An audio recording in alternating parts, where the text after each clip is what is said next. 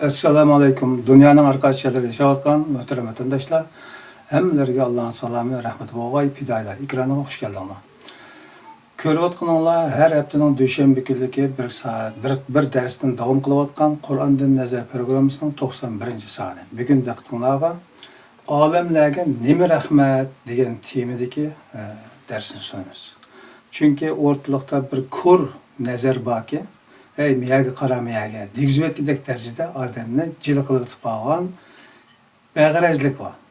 Bilmayotganlar izlanmayotgan, izlanmay qarşıga agishga ko'nib ketganligi sababi tufaylidan o'zi cho'ng bilganlarning orqasidan ketaylik, ammo bilayotganlar qasddan yo'shirib yoki burmilaqliq.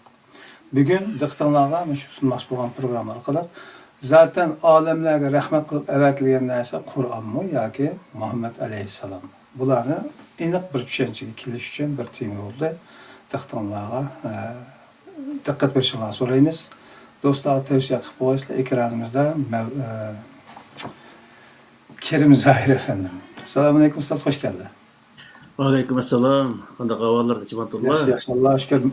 Abdulaziz birodar yo'lda o'xshaydi. Sal kechikib qoldi ekan, mana ko'rman do'stlarga vaqt qolmaslik uchun, saqlatib qo'ymaslik uchun men boshlaverdim. To'g'ri tushundim deb o'ylayman. Birozdan keyin kelsa orqaga chekinib ketdi. Xo'sh, bu yerdan deganimizdek, bugungi programmada olamlarga zaten nima rahmat qilingan degan temada dars qilgan bo'ldik. Marhamat. Assalomu alaykum dunyoning aqos joylari hurmatli qarindoshlar. Hammalarniki har vaqti xayrli bo'lsin. Bizda burun qadri ketish to'g'riliq to'xtalgan nima darslarimiz bo'ldi. Nurg'un uningga qarta shundaq nimalar bo'ldi. Endi shuning o'zida qadri ketish to'g'riliq to'xtalgan vaqtidami? Hozirchilik bizning xalqimiz qadr kechasini nihoyat ulug' bir kecha. Ramazonda o'z Qur'on tushganligi uchun Ramazon nihoyat ulug' bir oy deb shundoq tushunadi. Xuddi shuningga o'xshash Muhammad alayhissalom dunyoga rahmat qilib berilgan deb hozir shundoq tushunish bor. Shu qadr kechasi Ramazon oyi to'g'riliq to'xtalgan vaqtdami? Ramazon oyi emas, u yerdagi o'z ulug' bo'lgan narsa shu Ramazon oyida tushirilgan Qur'oni Kerim. Qadr kechasi ulug' emas, qadr kechasi tushirilgan Qur'oni Kerim ulug'. Deb biz davomli Qur'onni markaz qilib, shunday o'zi so'zlayotimiz. Agar u kechida, masalan, qadr kechasida Qur'on tushmagan bo'lsa, u kechining hech qanday ahamiyati bo'lmaydi, normal kecha o'xshashi bo'ladi, xalqlar shunday tushunadi. Hozir bu shunday tushunishi nihoyat yaxshi. Ya'ni normal bir kechaga o'xshashli narsa, o'xshashli bir kecha. Ammo faqat shu kecha tushgan Qur'on bizga ulug' bo'lgan narsa bu, bizga yo'l ko'rsatgan narsa deb tushunishi. Xuddi shunga o'xshash payg'ambar alayhissalomni bu odatda bizga o'xshashli odam. Ya'ni suriyasida bor bu nima qul innama ana basharun mislukum yuha ilayya annama ilahukum ilahun vahid degan oyatning o'zidami? Ularga men sizlarga o'xshashli bir odam. Mana faqatla Allohdan, yana faqat bir Allohdan vahiy keladi deb ashun deylikda. Demakchi bo'lgan narsa nima degan vaqtida shu Sura Anbiyoniki 107-oyatning o'zi va ma arsalnaki illa rahmatan lil alamin degan shu oyatni hozirgi jamiyatda bizniki diniy olimlarimiz, nurg'un sohadagi diniy olimlarimiz masalan shu fiqh o'qisin yoki nima tafsir o'qisin, undan keyin boshqa millatdan bo'lgan diniy olimlarning ko'pinchisi shu payg'ambar alayhissalomni dunyoga rahmat qilib berganligi haqida nim qildi, so'zlaydi va u sababdan payg'ambar alayhissalom nihoyat ulug' bir inson deb shunday qaraydi. Ammo Qur'on qanday qaraydi degan vaqtda payg'ambar alayhissalomni odatdagi shu vaqtdagi arablarning ichidan bo'lgan bir arab ekanligini, odatdagi arablar qanday bo'lsa shunday bir odatdagi bir inson ekanligini, faqat uningga kelgan bir vahiyning borlig'ini, Allohning bir vahiyning borlig'ini, farqi bu yerda ekanligini. Xuddi aramizda 30 odam bo'lsa, 30 odamning hammasi o'xshash, o'ttirdi bir odamni Şu 30 adam 25 saylab qo'ysa, onunda bir 25lik bir huquqi bo'lganga o'xshashlar bir endi bir narsa endi. Xuddi shunga o'xshash Payg'ambar alayhissalomga payg'ambarlik vazifasi berilgan bir kishi endi. Bu oyatdagi rahmatan lil alamin, olamlarga rahmat qilib ebadoq deyishlik sabab nima degan vaqtida? Bu yerda payg'ambar alayhissalomni olamlarga rahmat qilib ebamaklik amaliyotda payg'ambar alayhissalomga ebagan tushirgan kitobni olamlarga rahmat qilib berdik. Kitob butun olamga rahmat. Butun dunyoga mundoq aytgan vaqtida. Bu haqda bu rahmatning o'zini Allohning kitobi deb undaq tushunishga boshqa bir o'zi oyatlar bormi bunga dalil qiladigan deb o'zi ba'zi qarindoshlarimiz bundaqmi savol qo'yishi mumkin. Bu Qur'onni Alloh taolo Qur'oni Karimda shu kitobning o'zini har xil shaklda har xil nom bilan atagan. Ba'zi yerda hidoyat deb atagan, ba'zi yerda sirotal mustaqim deb atagan, ba'zi yerda ne'mat deb atagan, ba'zi yerda rahmat deb atagan. Misol Sura Ali Imronniki 159-oyatida Fabima rahmatin minallohi linta lahum degandek rahmatning o'zi kitob, Allohning kitobi. Allohning kitobi orqali ularga nihoyat o'zi muloyim bo'lding deydi Alloh taolo. U nima degan vaqtda Allohning kitobi insonlarga haqiqiy insonlikni o'rgatadi. Velav kunta fazzan g'alizal qalbi lanfazzu min havlik deganning o'zimi agar sen qo'pol, arablar qo'pol bir millat-ku. Qo'pol arablar o'xshashlar u payg'ambar alayhisalom bir arab bo'lgandan keyin shunday qo'pol burunqi mijozing shunday bo'lgan bo'lsang, ular sening atrofingga to'planmagan bo'ladi. Atrofingda qochib ketgan bo'ladi ular. Sen Alloh taoloniki kitobi bo'lgan, rahmati bo'lgan Allohning bu kitobidan sen axloqni o'rganib, ilmni o'rganganliging uchun u yerdagi axloq u atrofingdagi insonlarning o'zini atrofingga to'planishiga sabab bo'ldi. Bu yerda sening jisming emas, u sening atrofingga to'planish sabab bo'lgan narsa nima degan vaqtida Allohning rahmatidan iborat Allohning kitobi degan gap. Misal hozirgi zamondami nurg'unlar misollar bor. O'z vaqtida Ikkinchi dunyo urushidagi va Gitlerni misol olsak, bir notiq bir odamning o'zi o'ttirib chiqib, xalqniki xo'sh yoqadigan, xalq o'zi maqsad qilayotgan bir narsaning o'zini o'ttirib qo'yib, shunday o'zi bo'shni qilishimiz lozim. Ko'k deb xalqning manfaati uchun so'zlagan vaqtda xalqning hammasi uning atrofiga yig'ilgan gap. Xuddi shunga o'xshashlar Payg'ambar alayhissalom insoniyatning manfaati uchun, atrofdagi insonlarning manfaati uchun, ularning yaxshi bo'lishi uchun tavsiya qiladigan shunday bir isil bir o'zi go'zal axloqni o'rgatadigan bunday bir kitobning o'zini so'zlagandan keyin Payg'ambar alayhissalomning atrofiga ular shu kitobning sababi bilan Payg'ambar alayhissalomga tushirilgan shu Allohning kitobi Qur'oni Karimning sababi bilan atrofiga yig'ilganlikning o'zini mana Sura Al-Imronning 59-oyatida mana shuni bayon qildi. Yani Sura Fatiha'niki 7-oyatida ma Sıratellezine en'amte aleyhim gayril mağdubi aleyhim veleddallin degan mush oyatning o'zida nima deydi desa, aşağıdaki en'amte aleyhimdagi ne'matning o'zi nima degan vaqtida, ne'matning o'zi ham bu yerda Qur'oni Karim. Ya'ni sıratel mustaqim bo'lgan shu kishilarga in'om qilib, in'om deganning o'zi ortiqcha bergan, ya'ni bekag'ila, ya'ni alqi nima deymiz bizda saxovat ko'lan misolda sizlar biz insonda aql bor, aqllanlarni o'zi yo'l tepanglar desa bo'laverdi. Ammo uning sirtida yana o'z insonlar to'g'ri yo'l ko'rsatgan bir kitobni ortiqcha berganligining o'zini bayon qildi o'shaning o'zida. O'shadagi anamdagi biri o'zi fil, ikkinchisi u yerdagi sifatning o'zi ne'mat. U ne'mat sirotal mustaqimdan iborat. U sirotal mustaqim degan nima desa, Qur'oni Karim ko'rsatgan yo'l. Ya'ni Qur'on mandaq aytgan vaqtida.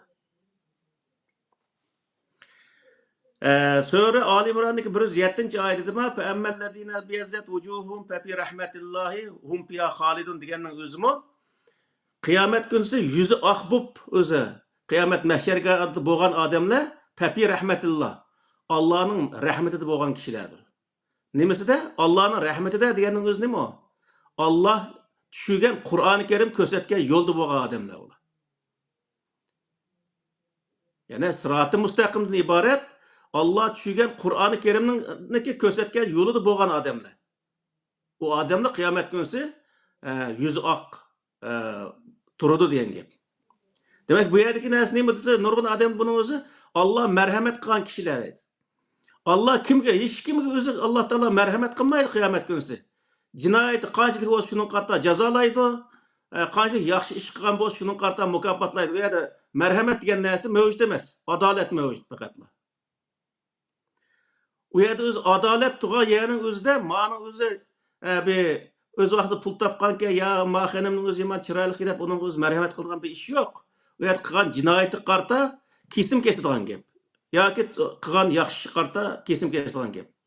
Bu yerdagi rahmat nima degan vaqtida Alloh taoloniki sirat-ı mustaqimdan iborat, ya'ni to'g'ri yo'l ko'rsatadigan kitobidan iborat, ya'ni Allohning kitobining ichidagi yo'lda mangan odamlar degan ma'noni bildirdi. Shuning uchun bu yerki narsa nima desa, rahmat degan kelgan vaqtda bu yer payg'ambar alayhissalomni dunyoga rahmat qilib evatganligi. To'g'ri tushunish bu nihoyat o'z xato bir tushuncha. Payg'ambar alayhissalomga tushirilgan narsa, ya'ni Qur'oni Karim insonlarga marhamat qilinib tushirilgan bir narsa. Buni o'zini tushunib olishimiz kerak. Asla u yerda, ya'ni payg'ambar alayhissalomga Qur'oni Karim tushmagan bo'lsa qanday bo'ladi vaqtida, ya'ni rahmat bo'laveradimi vaqtida? Zaten şu cisim, şu vücut bağ yani okşaşla. Demek u yerdeki narsa nima desa, payg'ambar alayhissalomni payg'ambar qilgan narsami Allohning rahmatidan iborat Qur'oni Karim. İnsanlarga o'zi rahmat bo'lgan narsami ham insonlarni Allohniki marhamatiga erishtiradigan, ya'ni Alloh taoloniki o'zi qiyomat kunsi yaxshi o'zi mukofotlarga erishtiradigan narsami nima desa degan vaqtda, ya'ni shu Alloh taoloning rahmatidan iborat Qur'oni Karimni ko'rsatdi.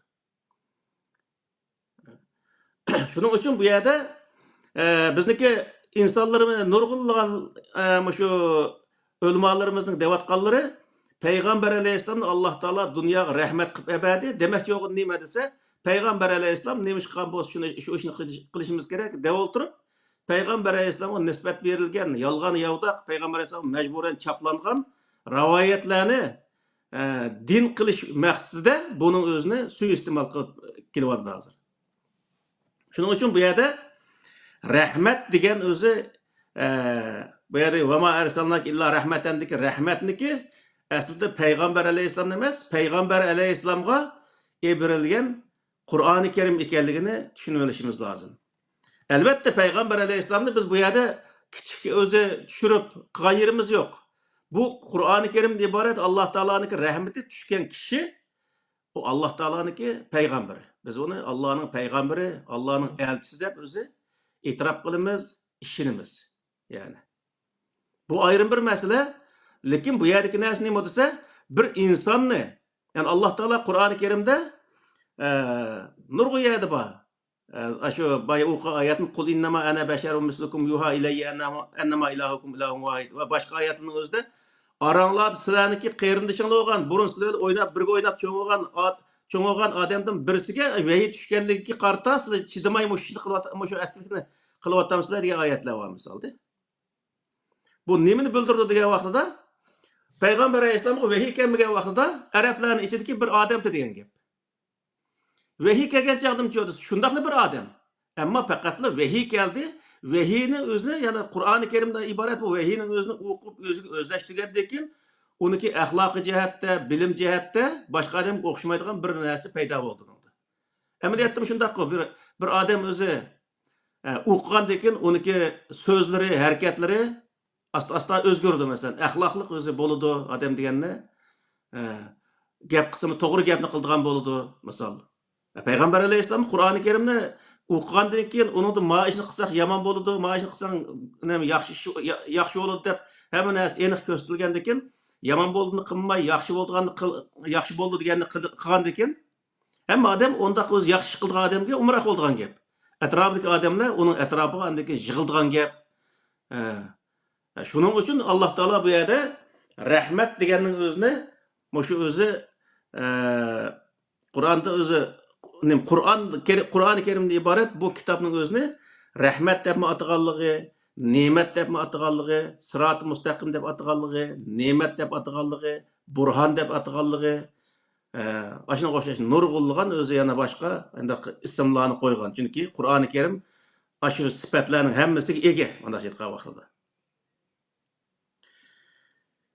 Yana ma o Qadr surasining o'zidimi Laylatul Qadri min xayrun min alfi shahr degan mush oyatning o'zidimi Qadr kechasi 1000 oydan yaxshi degan kelim bo'ldi endi. Jumla oldu. Muşayda Qadr kechasi 1000 oydan yaxshi desa, insonlar nima deydi desa, Qadr kechasi bak ulug' oy deb, bak ulug' kecha deb qaraydi-da. Qadr kechasi nima uchun o'zi shundaq o'zi 1000 oydan yaxshi bo'lib qoldi degan vaqtda tanazzalul malaikatu var ruhu fiha bi izni rabbihim min kulli amr. Malaiklar Alloh taoloning butun amr farmonlarini ep tushishga boshlagan kech ekanligining o'zini ko'rsatdi. Onun uchun birinchi qadamda Qur'oni Karim tushishga Alloh taoloning o'zi payg'ambar alayhisolamga tushishga boshlagan, farishta orqali tushishga boshlagan kecha bo'lganligi uchun bu kecha o'zi 1000 oydan yaxshi, ya'ni. Çünkü 1000 oy bir odam tirishsa Qur'oni Karimda bir kitobning o'zini yezib o'tirib qo'ya olmaydi misol. Onun uchun buniki qimmati shunchalik qimmat bir kitob degan gap endi. Yani Sura Baqaraning 185-oyatida Şehr Ramazan allazi unzila fihil Qur'an hudal linnas ve beyinatin minel huda vel furqan degan mush oyatning o'zidimi Ramazan oyida Qur'oni Karimning tushirilishiga boshlagan bir kecha ekanligini, bir oy ekanligini so'zlab kelib, uniki nemisida o'zi birinchi sifatida hudan, ikkinchi sifatida bayinat, uchinchi sifati furqan deb o'zi shundaq 3 sifat bilan sifatlarlik. Birinchi sifati hudan deganning o'zi insonlarga to'g'ri yo'l ko'rsatgan bir kitob, bayinat degan insonlarga hamma narsani ochiq oshkora tushuntiradigan bir kitob, furqan deganning o'zi to'g'ri yo'l xatoning o'zini ayirib beradigan bir kitob degan bo'ldi endi. Demak, shundaq o'z sifatniki birsi u rahmat deganning o'zi. Shuning uchun bu yerda biz o'zi payg'ambar alayhisolamni payg'ambarlik bir inson ham payg'ambarlik sifati bilan tunishimiz va e'tirof qilishimiz to'g'ri. Ammo uning o'zini ilohlashtirib, o payg'ambar alayhisolam odatdagi insonlarning yamonbek ulug'bek o'zi yuqori inson, u berib Alloh va so'zishidi degandek o'zi bundaq narsalarni o'ydirish o butunlay o'zi xato. Shuning uchun bu yerdagi narsa nima degan vaqtida bu oyatdagi rahmat kalimasini biroz o'zi tushuntirish to'g'ri keldi. Shuning uchun rahmat kalimasini mana shunday tushunsak bo'ldi.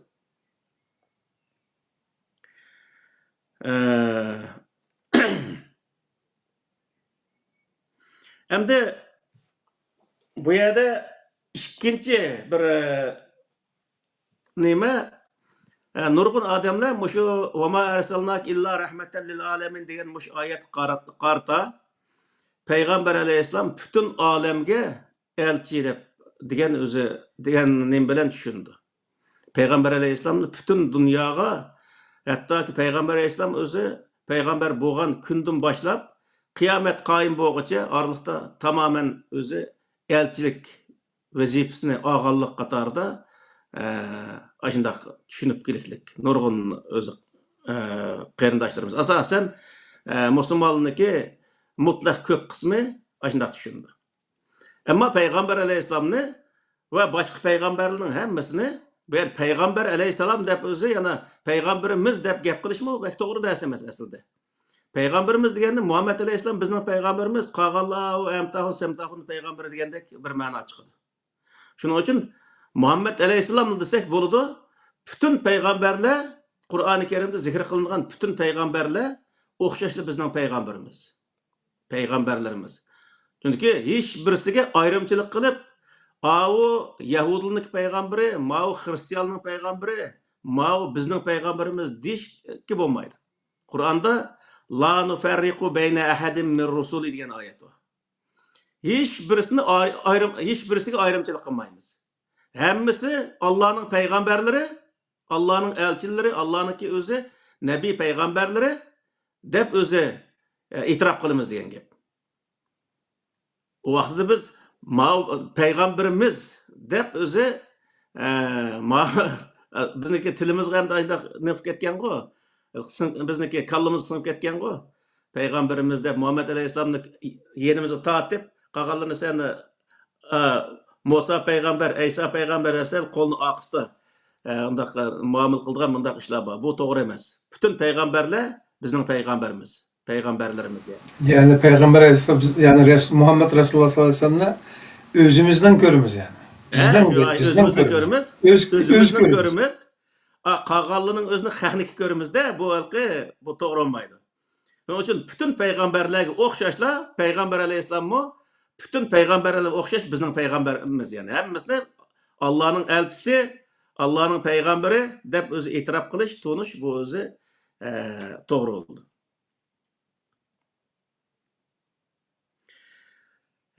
Yani bu nimenin özde aşı ve ma erselnak illa rahmeten lil alemin degan ayetinin asasen Peygamber Aleyhisselam yani Muhammed Aleyhisselam'ı bütün alemge peygamber yeryüzünün hem yeri peygamber ve şu peygamber boğan kündün başlap kıyamet qaim boğuçılık onunki peygamberlik kuşki ege degan asasda düşündüğün mundaq bir düşünce bizniki etiqadımızga sınk etken. Bu doğru düşüncemiz. Yani Muhammed Aleyhisselam Mekke, Medine ve onun etrafındaki özü kavimlerinin özünü yani Arap milletinin özünü özüge öz peygamber evirilgen bir peygamber. Bunun özünü enik bilip alsak oldu. Eğer o Peygamber Aleyhisselam yani Muhammed Aleyhisselam bütün dünyaya peygamber olsa, kıyamet kaim bolğuçluk o peygamber bolğan bolsa, o vaqtda o Arap yerim arıltmasdan o bütün Amerika olsun, Afrika olsun, bizniki vatan olsun, Asya yoki bütün Avrupa hamma yerga chepib yurib peygamberlik qilishi lazım bo'latdi. O Arap yerim arlıda o peygamberlik qilganligining o'zi aşağıya tushirilgan aşağıda vazif o'ta deb aşağıda öz vazif o'tash nimasining o'zini vazifasini berganligini bildirdi. Yani Qur'oni Karimda bunun qarta ayet var. Yasin suresindeki 5'deki 7 ayet yani. Yasin vel Kur'anil Hakim inneke leminel mursalin ala sıratin mustaqim tenzilel azizir rahim li tunzira kavmen ma unzira abauhum fehum gafilun. Degan ben muş ayetning özümü Peygamber Aleyhisselam yani Muhammed Aleyhisselam'ını atı boğullarga hiç qanday kitap düşmegen bir kavimge o kavimning özünü yaman işten agahlandırış, yaxşı iş qilganlarning o'ziga hoş bisharat berish uchun Qur'oni Karimni aşılaga yetkizish uchun aşılaga eberganligining o'zini Suriyasında aşını bayan qildi. Yani aşı Arap cahil Arap milletiga Peygamber yani Muhammed Aleyhisselam'ın özünü aşılaga peygamber eberganligini gösterdi. Yani Sure En'am'daki 92. ayet diye vaqtda 92. ayette ve haza kitabun enzelnahu mübarekun musaddikul lezi beyne yedeyhi ve litunzire ummel kura ve men havlaha deydi. Ben şu ayetin özümü Peygamber Aleyhisselam'a özü kitabın düşügenligi o aldığı kitabını hem tasdiqlayan bir kitabın düşügenligi o kitap bilen Ummul Kura degenin özü Mekke ve men havlaha ve Mekke etrafıdaki insanların özünü agahlandırış için peygamber kılınganlığının özünü bildirdi bu yerde. Yani Mekke ve onun etrafındaki Medine, Taif, Peygamber Aleyhisselam mesela Muhammed Aleyhisselam kayaya geçilik peygamberlik kıldı. Şu yerde vazif ötegenligini, şu yerde vazif ötegenligi şu öz Allah Teala'nınki Ummul Kura ve men havlaha degan muş ayetniki özü maqsadını amalga oshirgan bo'ldi degan bo'ldi. Yani bir adamniki imkanı Kur'an-ı Kerim'de la yukellifullahu nefsen illa vus'aha deydi. Yani taqat yetmeydiğin işki Allah Teala teklif kılmaydı deydi de. Muhammed Aleyhisselam bir insan buluş süptülen o vaxtdaki qatnaşniki ahvalı ölen mesela hazır koyuş aeroplana çıkıp ya poyuz maşını ölen gaqırtıp bir günde neçe min kilometr jiraklıkı berip hizmet kılalaydıgan mundaq bir şarait bolmagan dekin o vaxtdaki imkan nima degan vaqtda eşekni tögini keçini atını minib yurib uya buyaga o'zi berib yurib shu yerda tabliq qilgan gap endi. Bir kun kechdi mangsa 20 kilometr yo 30 kilometr o'tib ketsa, uyaga berib o tabliq qilib kelmadi, uyaga berib gap qilish kerak. Shuni o'ylab o'sha 20-30 kilometr o'tib ketsa 50 kilometr yerga berib shu tabliq qilgan gap. Shuning uchun bu yerlik narsa nima desa, Muhammed Aleyhisselam'ni Mekke ve onun etrafındaki insanların özünü agahlandırış için nimqalliginin özünü, agahlandırış vazifesini belirliginin özünü Kur'an-ı Kerim yani şu Sure En'am'daki 92. ayetinde aşının özünü bayan kıldı. Sure Şura'nınki 7. ayetinde ma ve kezalike evhayna ileyke Kur'an'ın Arabiyye litunzire ummel Kura ve men havlaha degan aşına okşaşla. Yani Mekke ve onun etrafındaki insanlarını agahlandırış için sana biz özü vehiy kıldık deydi. Yani şu vehiy bilen sen şularının özünü agahlandırırsa deydi Allah Teala. Demek bu yerde Peygamber yani Muhammed Aleyhisselam nime keldiği vakitte Muhammed Aleyhisselam o toplulum çıkıvardı. Muhammed Aleyhisselam Arap'ın peygamberi edilse nurgun adamla aşına kapı vardı. Kapılış kışkanda hacet yok. Bu yerde Kur'an bütün alemge kıyamet kayım boğuca hem Adem'ge karta evrilgen bir kitap. Hem Adem'ge kim faydalanmadıysa Kur'an-ı Kerim'den faydalansı boldu diyen gap. Ama Muhammed Aleyhisselam'daki hizmet nimelki imkan dairesi çeklik boğanlık için o vaxtda onunki şu kılalaydıgan dairenin içinde men muş etrafta kılsan boludu dep onunla aşını kılsan sen peygamberlik vazifesini ada kılgan bolsa dep o dairenimi Allah Teala köstüp beriklik. Çünkü bütün peygamberler mesela Musa Aleyhisselam İsrail evlatlarının özünü agahlandırıp ölüp gittiklik. Davud Aleyhisselam, Süleyman Aleyhisselam'ın hemmesi şu özündeki kavmini. Nimişka diye vaxtda o peygamberler onundan başka yerge beriş imkanı yok. O vaxtdaki nim bilen katnaş koralları bilen. Bunun için imkanı yetadigan etrafının özünü etraftaki insanlarını agahlandırış ya ulağı bu Kur'an'ı yetkiziş işi bilen meşgul oluşka Allah Teala özü buyrğanlığını bildirdi. Ya Sure Maid'deki 67. ayetinde ma ya eyyuher resulu bellig ma unzile ileyk min rabbik ve illem tef'al fema bellagte risaletehu vallahu yasimuk minen nas degan muş ayetning özüdü mü? Muhammed Aleyhisselam'a Rabbingdan düşürülgen näsini insanlarga yetküz. Eğer onu yetküzmesen Allah'ınki özü yetküz degan buyrug'ini yoki elchilik vazifasini özünü ado qilmagan bo'lsa deb Allah Teala özü Muhammed Aleyhisselam'a muş gapni qiliqliq. Ve yana ve ma erselna min rasulin illa bi lisani kavmihi liyubeyyine lehum feyuzillullahu men yeşâ ve yehdi men yeşâ ve huvel azizul hakim degan muş Sure İbrahim'nin 4. ayetinde ma biz her qanday bir kişini peygamber qilib eversek özünün kavmiga şu kavmning tili bilen özü yani bir kavmiga biz bir kişini peygamber qilib evetmekçi olsak peygamber qilmoqchi olsak şu kavmniki tilde sözleydigan kişini peygamber kıldık deydi. Çünkü o peygamber mesela Arap'taki bir kişini peygamber kılmoqchi olsa Arap sözleye alaydigan birisini kılmasa onun tercüman nereden tapadan bu vaxtda misal. Şunun için bu yerki narsa nima desa her milletke öz kavmidan öz tilde sözleydigan bir kişinin özünü elçi qilganligining özünü bildirdi. Yani hazırki vaqtda degan vaqtda elçi deganning özü yani Kur'an-ı Kerimni Allah'ın kitabını yetkizgichi degan bo'ldi endi. Şu Kur'an'ı aynen Kur'an'daki özü şu ma'nisiga to'liq o'zi rioya qilgan holatda xalq yetkizgan odamlar elchilik vazifasini o'tayotgan odam degan bo'ldi shu vaqtda. Hozir hamma millatniki ichidan chiqib ketdi bunday odamlar masalan har millatning tilida Qur'oni Karim tarjima qilinib ketdi.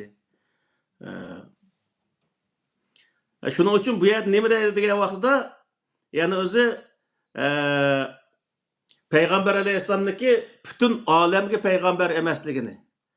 Ama Kur'an-ı Kerim bütün alemge, bütün dünyaga, bütün insaniyetke berilgen bir kitap ekanligini mush yerdan bilib olsak bo'ldi.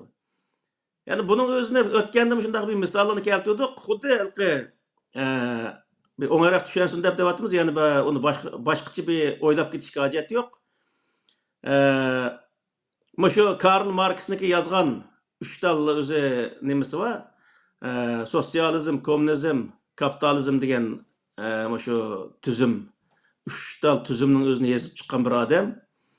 Aş adamma, aş kitap bilen mesela şu dünyada insanlar paydalansın. Qandaq dünyanın her qandaq yerde buluşunu qatı nazar, insanlar şunun paydalanıp qalsın dep yazgan bir kitap hem bir tüzüm.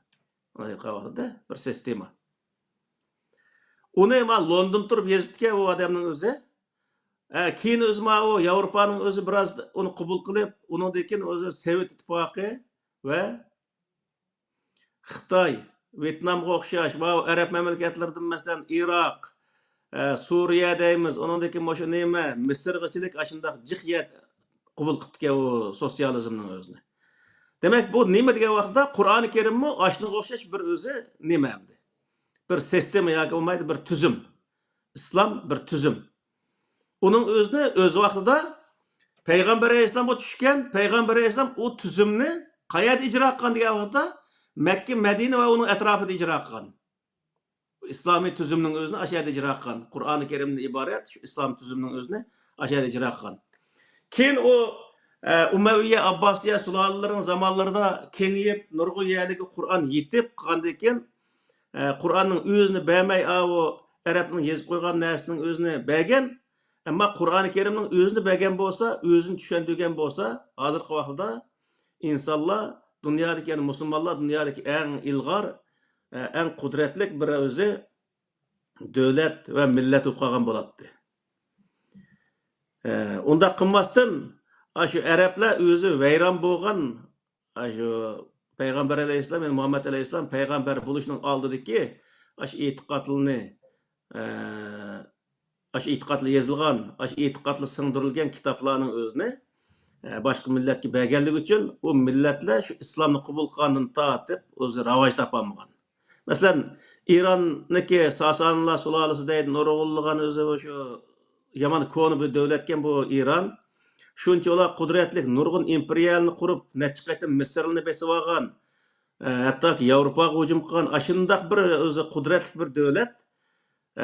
Şu özü uydurulgan İslam'ını kabul qilgandan keyin o çöküp ta hazırgıçılık ravaş tapamay kelmekte. Araplar şundaq bütün özü şu uydurulgan İslam'ı kabul qilgan devletlerinin hemmisi terakkilamakka etdi. Bütünley aldığını nima dese, uydurulgan İslam yani rivayetke asaslangan İslamçı dese, şu aldın to'g'ri o'yliqliq.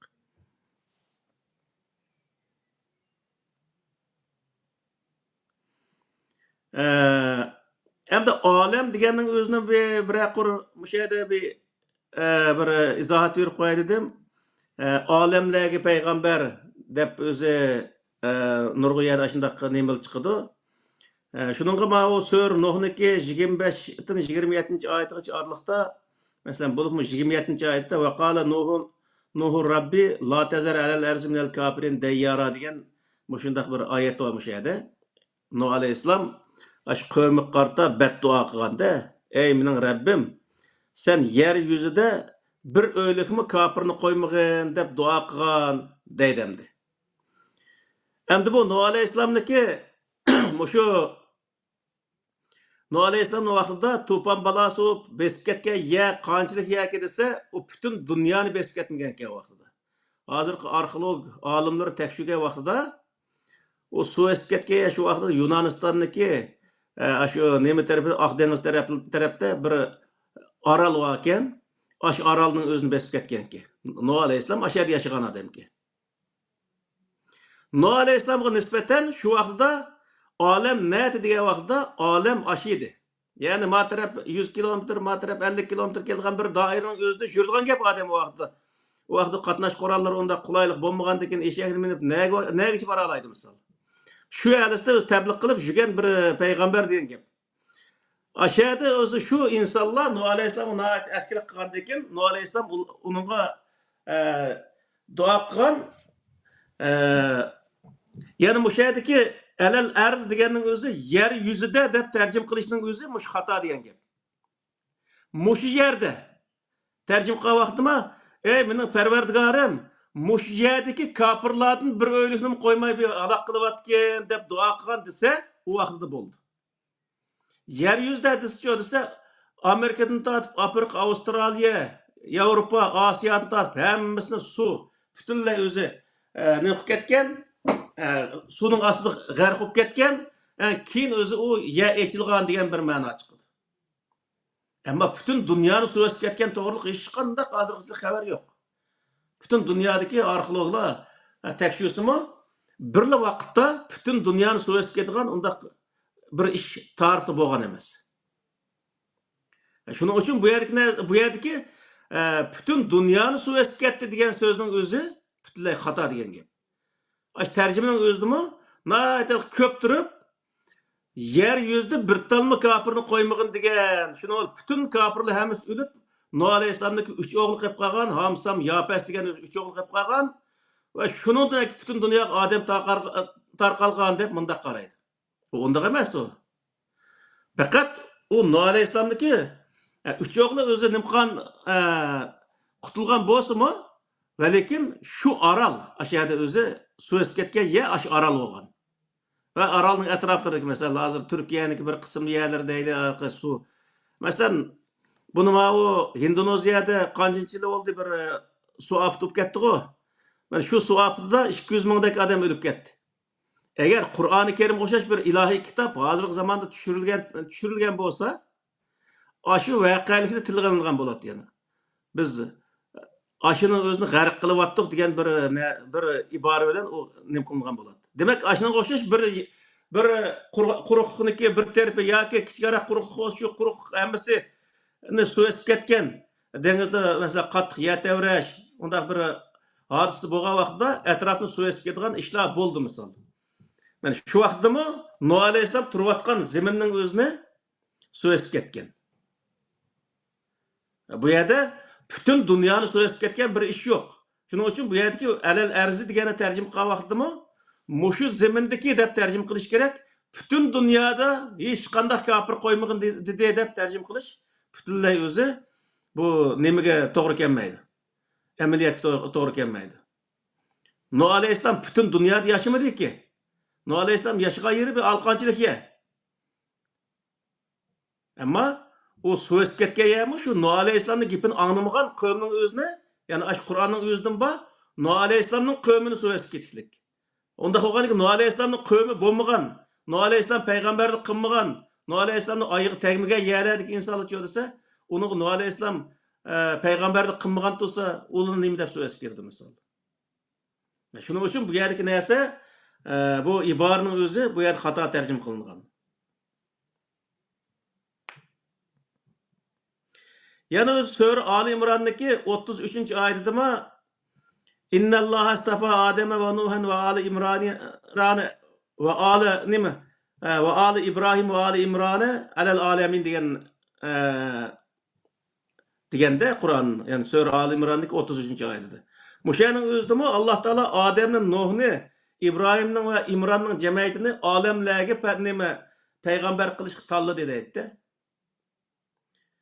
Ama bütün alemge eğer peygamber buluşku tanlagan bolsa, o İbrahim aleyhisselam, Nuh aleyhisselam, o İmran'daki cemiyeti bütün dünyaya geldi mi misal? Bütün dünyaya peygamberlik bağdı mı? Mesela bizim vatanga bağdı mı mesela? İbrahim aleyhisselam'daki cemiyeti değil, ya ki özü evlatlarının biraz peygamber de bizim vatanga geldi mi? İmran'daki cemiyetinin biraz geldi mi? Gelmedi hiç kas. Tarihte hiç kandak bir onda uçur yok. Avrupa, Amerika, Janubi Amerika, Avustralya'ya okşaş, Afrika okşaş bundak yerligi bağdı mı? Bağmadı. Demek bu yerlik neresi neyim olursa alemin degen müşahedeki kelimenin özümü şulaniki alemi. Yani şula yaşavatkan daire diyen gep. Yani İbrahim, İmran, aşı İsrail evlatları yaşaydıgan aşı dairege peygamber buluş tanladı diyen mana çıkıyor. Yani. Eğer ulanı bütün alemge, bütün dünyaya peygamber kılıç tanlagan bolsa, ulanıki ula vazifini ada kılamagan boldu vakıda. Çünkü o hemmeye beriş gerek, bütün dünyaya berip, dünyanın bulunmuşlukları hemmeye verip tebliğ kılış gerek. O hiç kançı yek bağmaylıken mesela bizim vatan deyimiz, Xitay'nınki jutları deyimiz, mesela Rusya deyimiz, bu Avrupa, Amerika deyimiz, bu yani hiç kasık bağmagan bolsa, o vakıda bütün alemga qarta payg'ambar qildim degan gapning o'zi nima bo'ldi desa, u to'g'ri kelmaydi degan gap. Demak, shu vaqtdagi olam, bu yerdagi olamindagi olam nima degan vaqtda shularniki yashayotgan doirasini ko'rsatadi degan gap. O'ttir sharq misol. Mana aytgan vaqtida. Shu o'ttir sharqni ko'rsatadi degan gap endi. Bütün dunyoni ko'rsatmaydi. Ya'ni bu yerda boshqa oyatlarda bor. Biz her qavmga o'sh qavmniki o'zidan o'zi elchi evatdik degan nima bor-da. U vaqt demakki her millatning ichida o'z millatining o'zini to'g'ri yo'lga yetaklagan insonlar tarixdan buyon chiqib kelgan degan gap. Ya'ni islomga yetaklab kelgan insonlar bo'lgan degan gap. Islom degan nima degan vaqtda adil, hamma odam barobar yashaydigan, qonun oldida hammasi o'xshash, barobar o'zi barobar yashay oladigan, huquqni o'zi hammasi o'xshash, ashundaq bir jamiyatni yaratgan insonlar tarixdan buyon bo'lgan degan gap. Her millat ichida. Shuning o'zi nima degan vaqtda ash millatning ichidan chiqqan elchi ekanligining o'zini, yana yoki yo'lboshchi ekanligining o'zini ko'rsatdi degan gap. Shuning bu yerdagi narsa nima degan vaqtda alamin degan vaqtda "Va ma arsalnak illa rahmatan lil alamin" degan o'sha alaminning o'zini yana bir tarafdan aytgan vaqtda agar payg'ambar alayhissalomga nisbat berilgan vaqtda u olamning o'zini payg'ambar alayhissalomning olimi shu vaqtda nati degan vaqtda arab yerim orlidi degan gap. Ya'ni shu yerda payg'ambarlik qilgan ekan. Agar u payg'ambar alayhissalom butun olamga Amerikadan tortib, Avstraliyadan tortib, Yevropa, o'z Afrika, Osiyogacha hamma yerga payg'ambar uni o'zi tayinlagan bo'lsa, u vaqtda payg'ambar alayhissalom u yerga borolmagan bo'lsa, demakki Alloh taoloniki butun olam payg'ambar qildim men seni, elchi qildim degan o'zi bu elchilik vazifasini desa, ado qilolmagan bo'ldi degan gap. Shuning uchun bu yerga u amaliyotga ham uyg'un kelmaydi bu. Uning uchun bu yerda nima deymiz degan vaqtda payg'ambar alayhissalomni butun olamga payg'ambar qildim degan bo'lsa-mu, o olamning o'zini biz butun dunyoning o'zini, butun o'z 6 qit'aning, 7 qit'aning hammasining o'zligi payg'ambar qilgan deb tushunish u xato degan gap. Ya'ni o'zniki ash turayotgan yerga zoti ilgarki oyatlarda shu chiqib turdi-ku. Atbo'si, hech qanday atbo'si kitob kelmagan bir qavmning, bir millatga seni biz elchi qildik degan ekan, shu arab millatiga payg'ambar degan gap.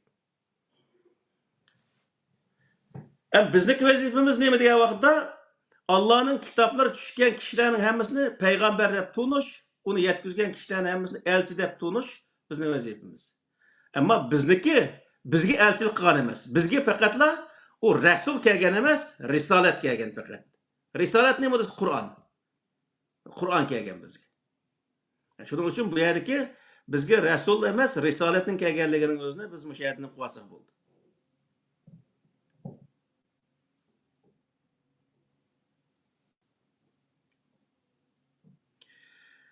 Hamda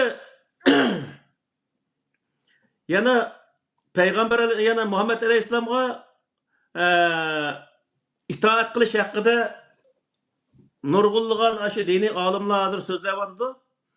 Mushu Sur Niso'niki 59 oyatini dalil qilib, ya ayyuhan nabiy ya ayyuhallazina amanu atiulloha va atiur rasul va ulul amri minkum فإن تنازعتم في شيء فردوه إلى الله والرسول إن كنتم تؤمنون بالله واليوم الآخر ذلك خير وأحسن تأويلا degan mush oyatni dalil qilib Allohga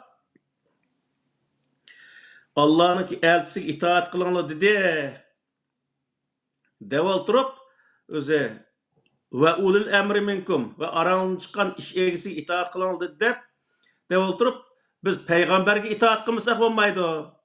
Payg'ambarga itoat qilishning yo'li nada degan vaqtda u payg'ambar haqida yozilgan rivoyatlar, o'sha rivoyatlarga o'z amal qilganimiz, u rivoyatni din deb to'niganimiz, uni iymon keltirganligimiz, u payg'ambarga o'z itoat qilganligimiz deb mushundaq o'zi tushunirlik.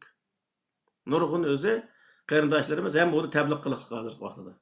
Bu nayt xato bir narsa. Buning o'zi Alloh itoat qilinglar. Yani atiulloha degandan Allohga itoat qilinglar. Va atiur rasul, ya'ni elchiga itoat qilinglar.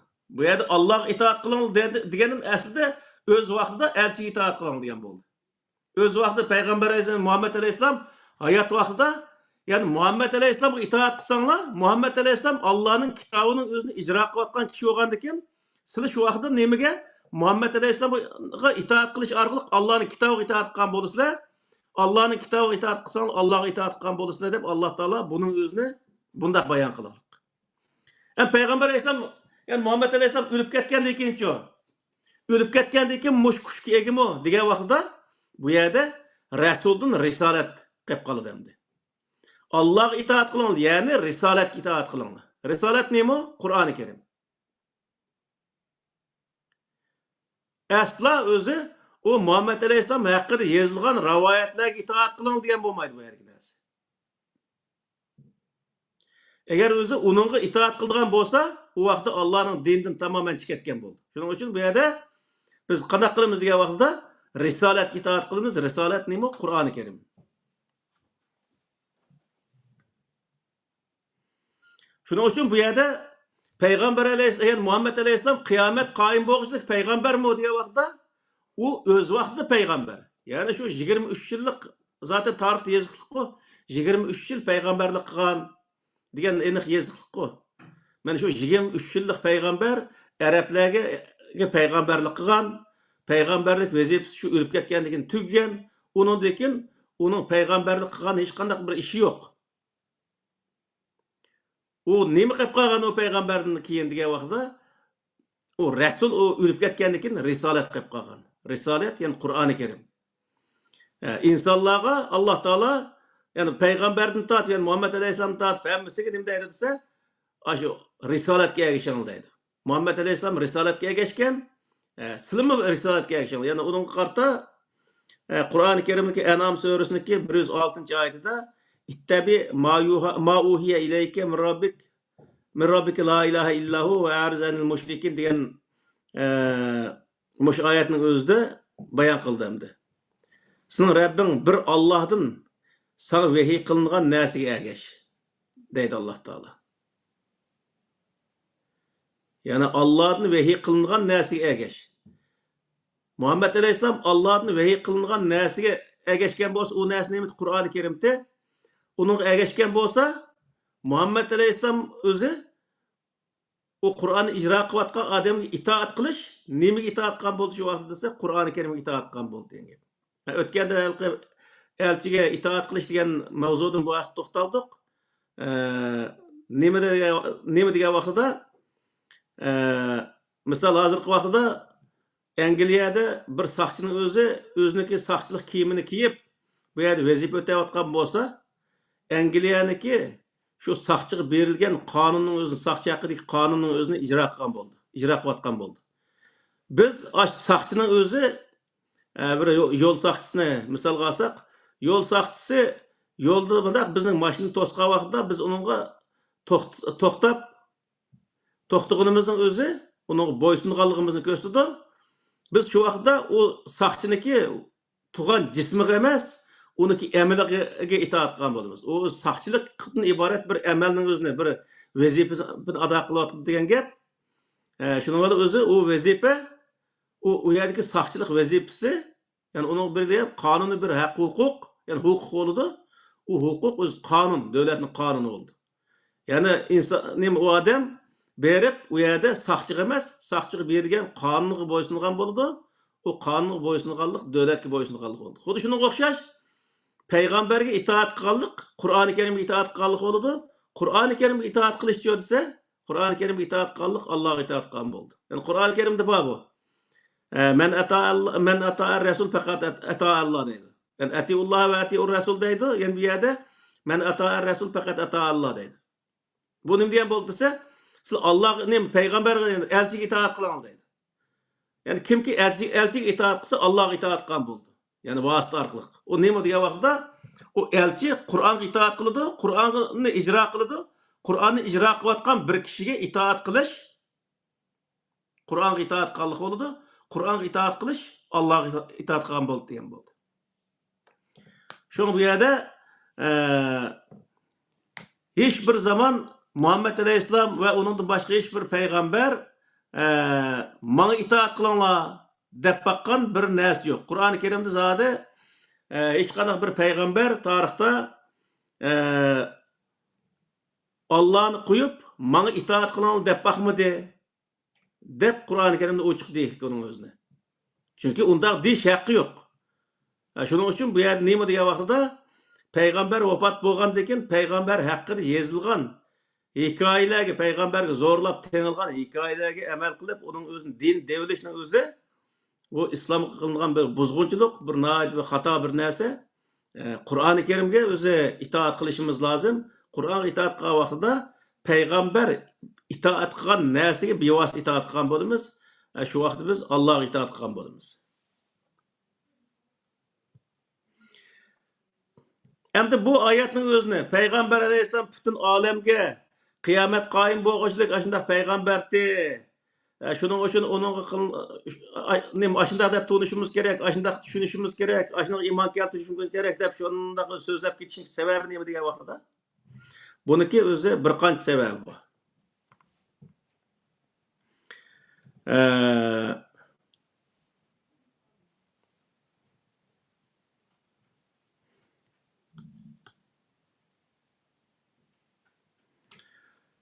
Birinchi sababi nima degan vaqtda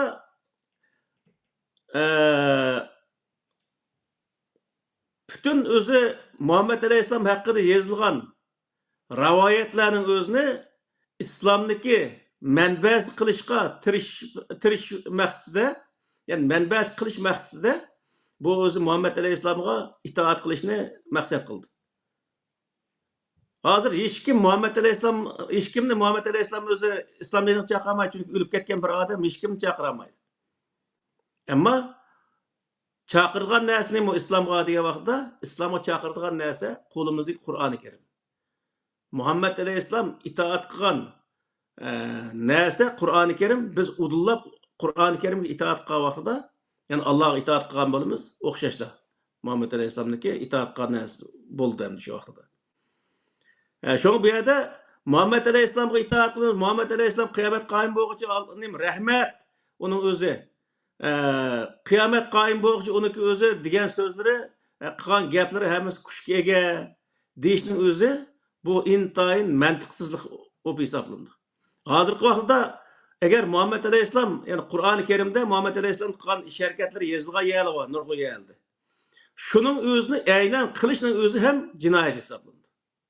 Nima uchun degan vaqtda Muhammad alayhissalom 1400 yil burun misolda burun bir ishni qilgan bo'lsa, osh ishni hozir 1400 yil keyin mana zamonning o'zida qilish aslo mumkin emas. Buningga biz shunday bir savolni qo'yib baqsak bo'ldi-da, agar Muhammad alayhissalom hozirgi zamonda hayot bo'lgan bo'lsa, shu 1400 yil burun qilgan ishni yana davomli qilim deb turadimi? Yoki hozirgi zamondagi eng ilg'or odam bo'lib, hozirgi zamondagi eng yaxshi ishlarni qilgan bo'ladimi? Buning o'zini tushunishimiz kerak biz.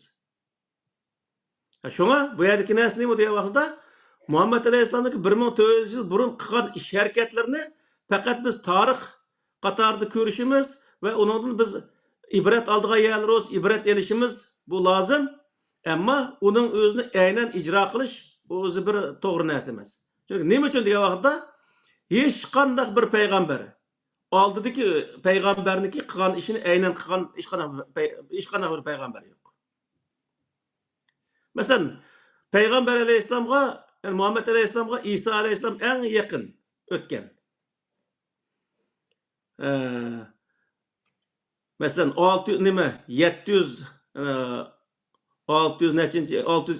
571 yil payg'ambar alayhissalom tug'ilgan bo'lsa, 610-yili payg'ambarlik vazifasi kelgan bo'lsa, demak orliq 610 yil degan gap. Ya'ni yaqin orliq endi bunday vaqtda. 7 asr. 610 yil oldida o'tib ketgan kishiniki qilgan ishining o'zini aynan do'rab qilgan. Nima uchun degan vaqtda u İsa alayhissalom yashagan zamonga nisbatan Muhammad alayhissalomning zamoni biroz farq bo'lgan, ham yashagan jug'rafiyasi hem millet mesela İsa Aleyhisselam'daki cemiyeti bilen Muhammed Aleyhisselam cemiyeti öz okşaşmaydigan Arap cemiyeti, Yahudilar cemiyeti okşaş olmagan bir iki cemiyetdeki insanlar bo'lganligi uchun u cemiyet yaşayan insandaki qilgan ishini bu cemiyetga so'rab akirish bu butlay xato. Biz hozir nima qilyapti desa, bizning mollalar shu Arabniki cemiyetidagi narsalarni din qilib akirib, millatni shu Arab cemiyetiga zo'rlayapti. 1400 yıl burunki Arap cemiyetindeki insan buluşu zorlavadı dedi. Asla o milletimizni hozirgi zamonga loyiq odam bo'lishga targ'ib qiladigan, rag'batlantiradigan bunday bir inson yo'q aramizda. Davomli payg'ambar alayhisalom aniqqan, sahoba maniqqan deb shu 1400 yil burungi hikoyani so'zlash orqali millatni shu 1400 yil burungi bir ideologiya bilan tarbiyalab, hozirgi zamonga asla o'zi maskelanmaydigan bir inson qilib tarbiyalab chiqyapti. Bu o'zi bir jinoyat bu. Shuning uchun bu yerki narsa nima degan vaqtda biz asla o'zi hozirgi nima u o'tgan zamonning o'zini tamamen unutgan holatda Qur'oni Karimdagi islom prinsiplarini asos qilgan holda hozirgi zamondagi eng ilg'or odam bo'lish, to'g'ri odam bo'lish, Krishtian bilimli odam bo'lish va hozirgi zamondagi insonlarniki eng ilg'ori ham insonlarni to'g'ri yetaklaydigan bir inson bo'lish bu bizdagi vaziyatimiz deydi. Eğer Muhammed Aleyhisselam hazır hayat bo'lgan bo'lsa, hozirgi insonlarniki eng o'zi ilg'ori, eng bilimligi bo'lgan bo'ladi. Yani eng o'zi yaxshi o'qigan inson bo'lgan bo'ladi. Chunki shu vaqtda eng ilg'ori odam bo'lgan. Ammo Muhammed Aleyhisselam shu vaqtdagi ilm bilan, yani 1400 yil burungi osh ilm bilan hozirgi vaqtda bu jamiyat bo'lib qolsa, bu Muhammed Aleyhisselamga bir odam ergashmaydi degan. Shuning uchun Muhammed Aleyhisselam hozirgi zamondagi insonlarning o'zini insonlarga gap qilish uchun qanday qilish kerak desa, hozirgi zamondagi insonlarga to'g'ri keladigan saviyada bo'lish kerak degan. Uning uchun o Muhammed Aleyhisselam o'z vaqtida shunday ilg'or, avangard bir inson bo'lish bilan hozirgi zamonda bo'lsa qanday bo'ladi degan vaqtda biz shuni kesim javob beramizki, Muhammed Aleyhisselam hozirgi zamonda eng ilg'or odam bo'lgan bo'ladi. Muhammed Aleyhisselam yaşagan davlat dunyodagi eng ilg'or bir davlat bo'lgan bo'ladi deb javob beramiz misol. Chunki shu vaqtda shunday ilg'or bir davlat bo'lgan. Shuning uchun bu yerda biz burun o'lib ketgan, qancha burun o'lib ketgan odam bo'lsa, uni Yamanbek o'z bilimli odam deb uning o'zini tasvirlab o'ltirish, u nihoyatda aqlga sig'maydigan bir ish. Masalan, shu Abduqodir Damollam deymiz, uni oldiki olimlarning so'zlaydigan bo'lsa, ba'zi odamlar u degan alamat olimlarga deydi. Hozirning o'zida neni olimlarimiz bor bizniki misol. Uyg'urlarning ichidan chiqqan mesela Erkin Sidiqqa o'xshash, Shuhrat Mutallibga o'xshash neni olimlarimiz bor. Shu hozir mana shu olimlarimizdan foydalanishimiz lozim. O olimlar shu zamondagi eng ilg'or olimlar edi. Ammo u o'z zamonidagi ilg'or olimlar hozirmi ular ilg'ordi? Hozirgi insonlar bilmaydigan narsani biladi deyishning o'zicha desa, bu bir xato bir narsa. Bu shunga o'xshashlar payg'ambarlar bo'lsa-mu, payg'ambarlar shu zamonidagi narsalarni yaxshi tushungan, zamonidagi masalalarni yaxshi usulda hal qilgan, insonlarni yaxshi o'z yetaklab mang'algan shu zamonasida. Bundaq ishlar deydi. Endi shundoq bo'lish bilan hozirgi zamonda shu saviyada bo'lsa, hozirmi alamat o'zi bilimli bo'lgan bo'ladi deyishning o'zi bu inson aqliga sig'maydigan bir narsa.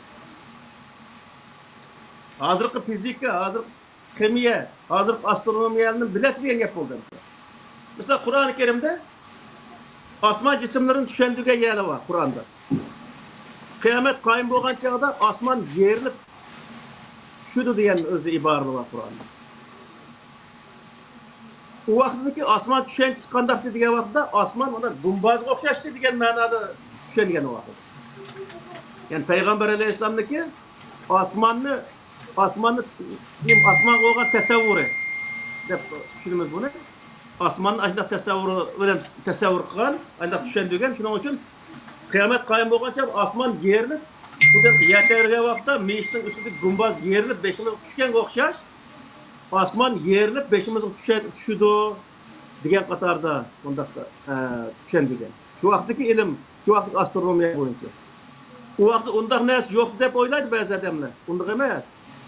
Boş Mısır'niki tarixini o'qisa, shu vaqtda astronomiya mesela Peygamber Aleyhisselam'ın 200 yıl burun astronomiya Şira degan bir yulduzlarni gap chiqdi Qur'onda. Masalan, shu Şira degan yulduzning o'zimi shu vaqtda astronom olimlari ashada o'zi qo'ygan ismga u. Shuning uchun Qur'onda uning ismi bor. Misalda, şuna halkı o vaqtdagi tasavvur yana halkı olam tasavvuri misalda bay dedik-ku shu olam degan vaqtda butun yer yuzining hammasini deb tarjim qilish, deb tushunishning o'zida ham nihoyat xato tushunch degan gap. Uni undaq tushunmasdan olam degan vaqtda shu zamondagi shu odamlarniki o'zi yashagan yoki bo'lmaydi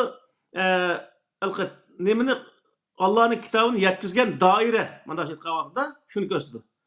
Ya'ni bir qancha ming yoki bir qancha yuz kilometr har taraf degandek bir yer endi.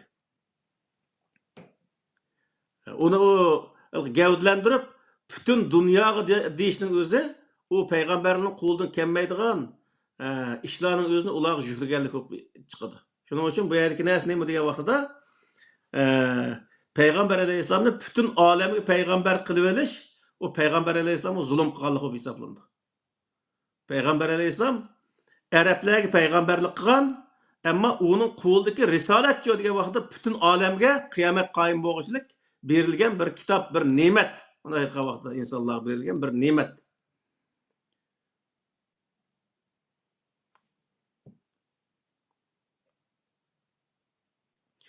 Endi bu rivoyatlarning o'zini din qilib olish uchun shunchalar tirishib, payg'ambar alayhissalom qiyomat qoyim bo'lishlik o'z payg'ambar qilib olamiz. Uniki degan so'zlarni qiyomat qoyim bo'lish ijro qilamiz deb shunchalar tirishib ketishning butun sabablar nima degan vaqtda? Butun sabab arablarning urf-odatlarini, arab madaniyatini din qatoriga kirdirish uchun tirishqanlik bu. Arabni ilohlashtirish uchun tirishqanlik faqat. Bo'lmasa bu yerda boshqa nima foydasi bor bizga? Çapanı uzun kaytdi, qisqa kaytdi yoki yuzini burkaytdi degandek mush so'zlarning hammasi nima desa, arab urf-odati. Xomiyaytdi, zamzam ichdi degan gapning hammasi arabning tuprog'idagi narsa. Ashuni ulug'lash uchun,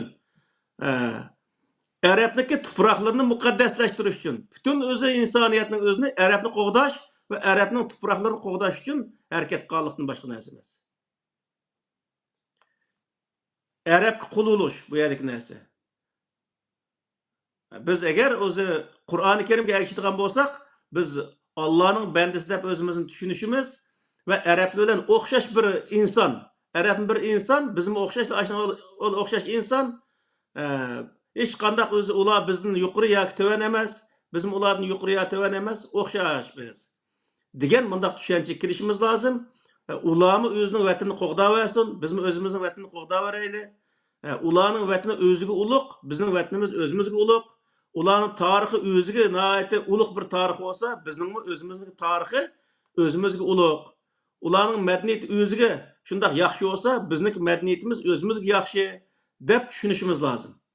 Biz o'zi boshqa millatlarning madaniyatini din qatorida suiiste'mol qilib, millatimizning beshini qaydirib, u yerda boshqa millatniki madaniyatni qabul qilishga zorlashimizga hech qanday hojat yo'q.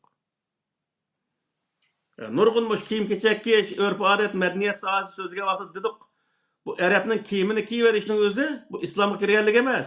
Islom ayrim bir narsa u. Bu islom deganning o'zi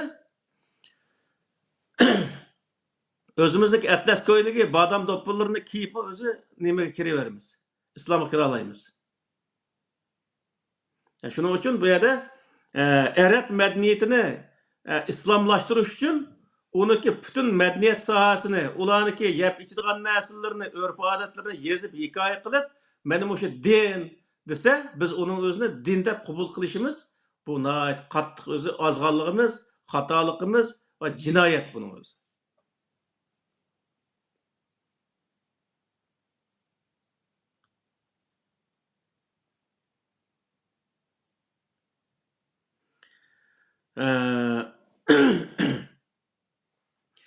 Yani bu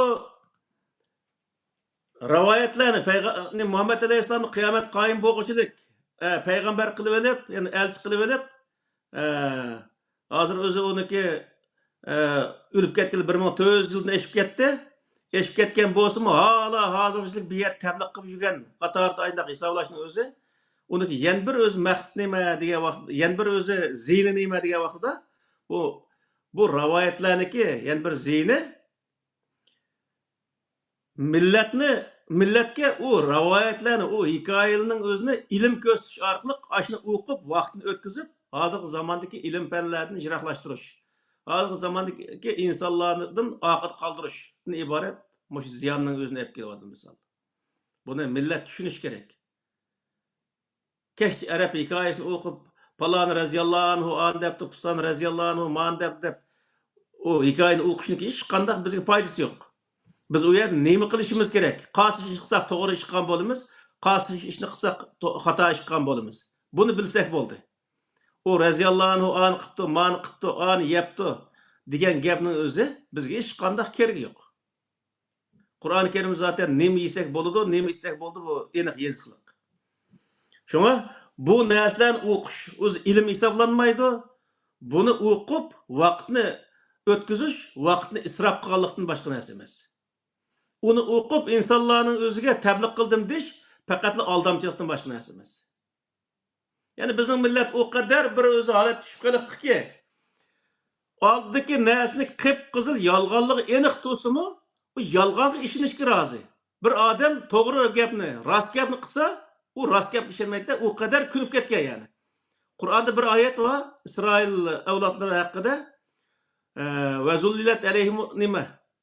Ama vazuribat alayhimuz zillatu vel meskenatu ve ba'u bi gazabin minallah degan oyat. Aş xorliq sinib ketganda, yani mushundaq yashsak bo'ldi biz. Bunun ortig'i bizga o'zi ziyon degandek mushundaq holat tushib qoldik. Bu qat'iy o'zi bizga to'g'ri kelmaydi. Shuning uchun bu yerda biz ilm o'qidik deb, o rivoyatlarni o'qish, o fiqhlarni o'qish aslo bizga ilm hisoblanmaydi. İlim hozirgi vaqtda zamonaviy ilmni o'qish kerak. Qur'oni Karimdagi o'zi prinsiplarni bilish kerak. Masalan, qaysi ishni qilsak qanday to'g'ri bo'ladi, qaysi ishni qilsak xato bo'ldi. Siyosat qanday siyosat qilsak to'g'ri bo'ldi, qanday siyosat qilsak xato bo'ldi misol. Buning o'zini maxsus bir kuni nima qilamiz, so'zlaymiz shu Qur'oni Karimdagi islom prinsiplarining o'zini. Islom degan o'zi bir tuzum, uning eti, onun içinde zadi siyasetki qandaq prinsipini qo'ygan. İqtisad qandaqni, cemiyetki qandaqni ne misal, oilaga qandaq tuzumni qandaq prinsip qo'ygan. O'zaro muomala qilishni qandaq prinsiplarni qo'ygan. Masalan, ilm setimni qandaq prinsiplarni qo'ygan. Mushuni hammasining o'zini qatorisiga o'zi nima qilib, ashni har birisini bir oyat bilan dalillab turib, bu yerda o'tirib qo'yamiz bugunsiz inshaalloh. Yani Qur'oni Karimdagi shu prinsipni bilsak, ash prinsipga asoslanib turib bir narsaga hukm chiqarsak, u vaqt to'g'ri bo'laverdi.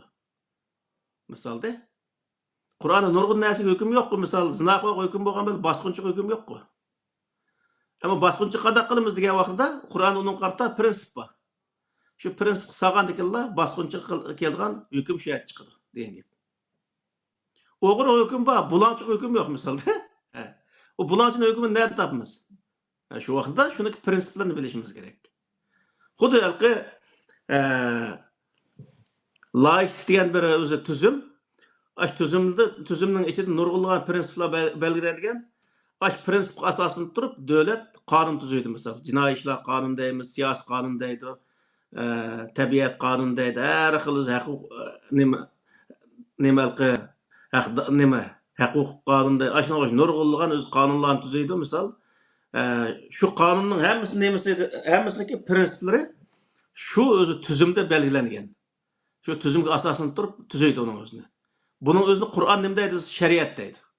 Yani her bir mamlakat Qur'ondagi shu prinsipga asoslanib turib o'zining amaliy ahvolini o'zini chiqishgan asosda qonun tuzsa, yani Qur'oni Karimdagi shariatning o'zini tuzib chiqqan bo'ldi degan gap. Shuning uchun bu yerda biz bu quruq rivoyatlarni o'qish orqali biz vaqtimizni o'tkazib o'z hozirgi zamon ilmlaridan jiroqlab ketish, oqida qolib qolish bu nihoyat og'ir bir jinoyat. Chunki zamonni oqida qolib qolganligimiz uchun hozir shu o'zi og'ir kunlarni tortyapmiz biz. Shunga qarindoshlarimiz bunday narsalarga diqqat qilish lozim yani.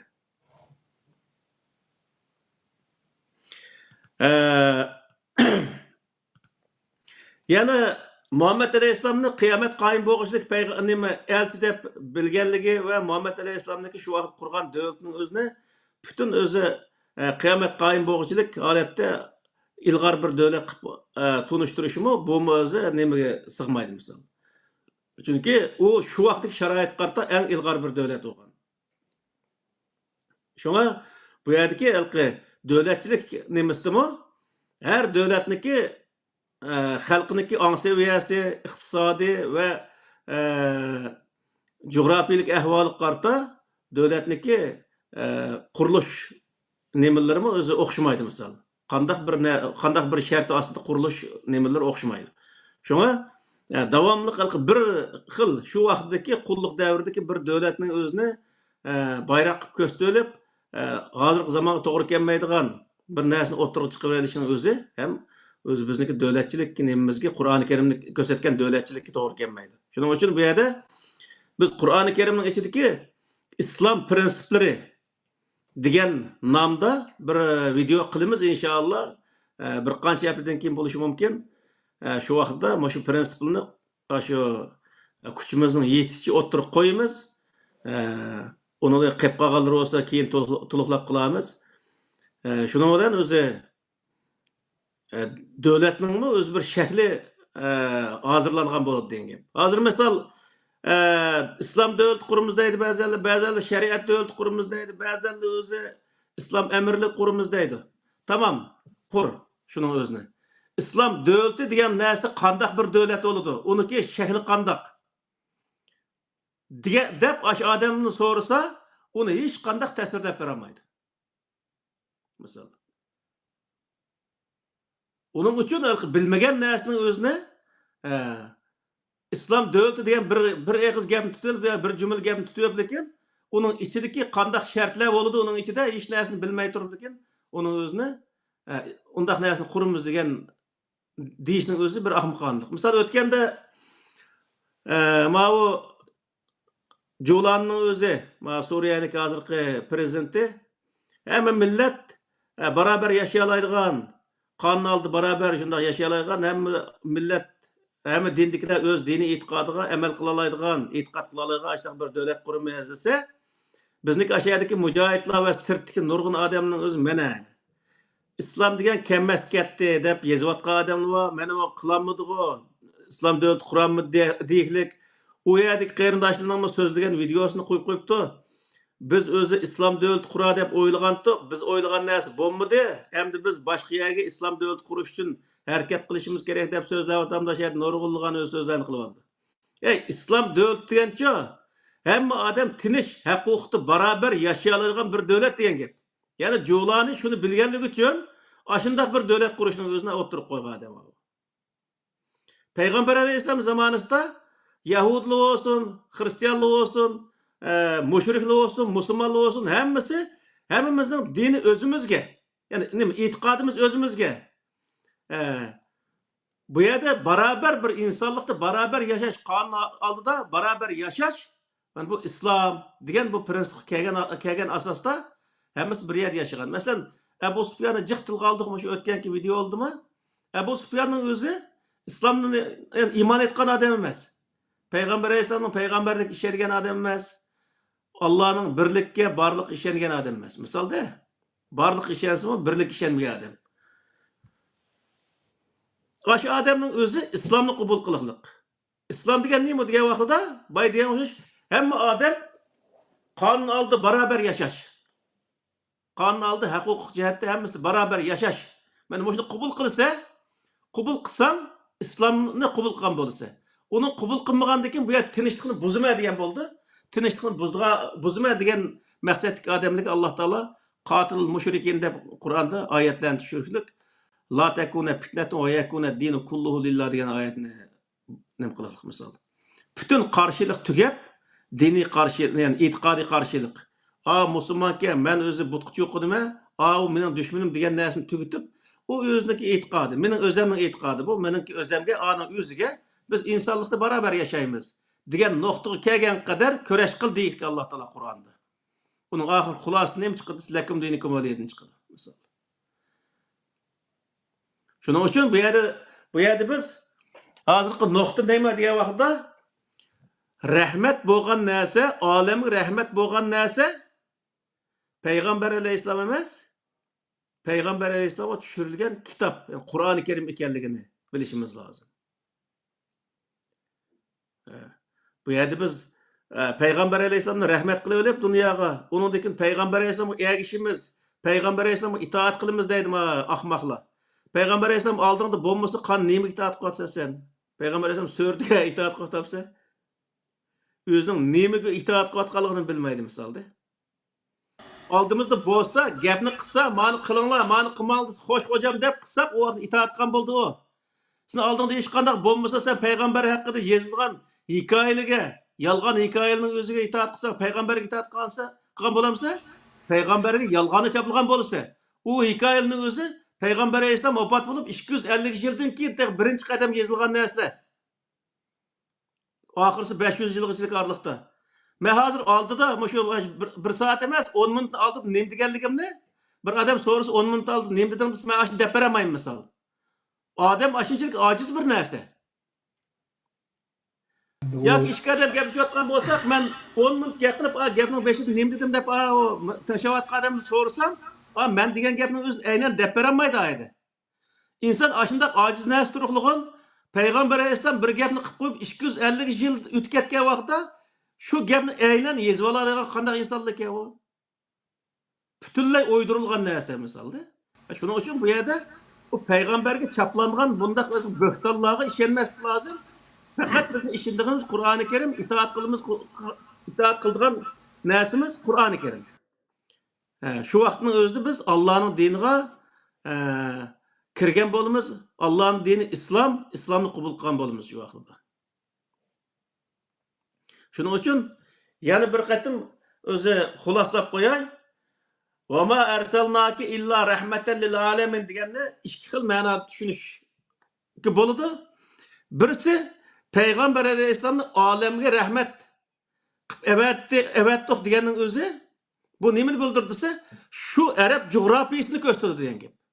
Zaten u yerda Qur'onning o'zida deylik, sana o'zi ata-bobosi hech qanday bir o'zi ata-bobosi kitob tushmagan bir qavmga sizni evatdiq deylik. Yani bir oyat ko'rsa, Makka va uning atrofidagi insonlarni ogohlantirdi deb o'zi Qur'oni Karimda belgilab qo'ygan. Demak, bu yerdagi narsa nima desa, u yerdagi olamin shu atrofdagi payg'ambar alayhisalom payg'ambarlik qilgan doiraning o'zini ko'rsatdi degan gap. Bu butun dunyoni ko'rsatmaydi u. U yerdagi rahmat payg'ambar emas, Allohning kitobi. Xo'sh. Bugün biraz ben temada çevrelerinde başka yana çıkıp ketken avalan oldu. Ben gapları bölmeye de hep çakınıp kalmadım. Aslındaki temaga münasip şekildeki bazı düşüncelerimi ortaklaşsam, mesela Peygamber Aleyhisselam'a bo'lgan itoatni Peygamberning sünnetlerine ihya qilishga, shu qilganni doğrashga ishorat qilganlarga shunday bir savol uçuştu o'tirgan.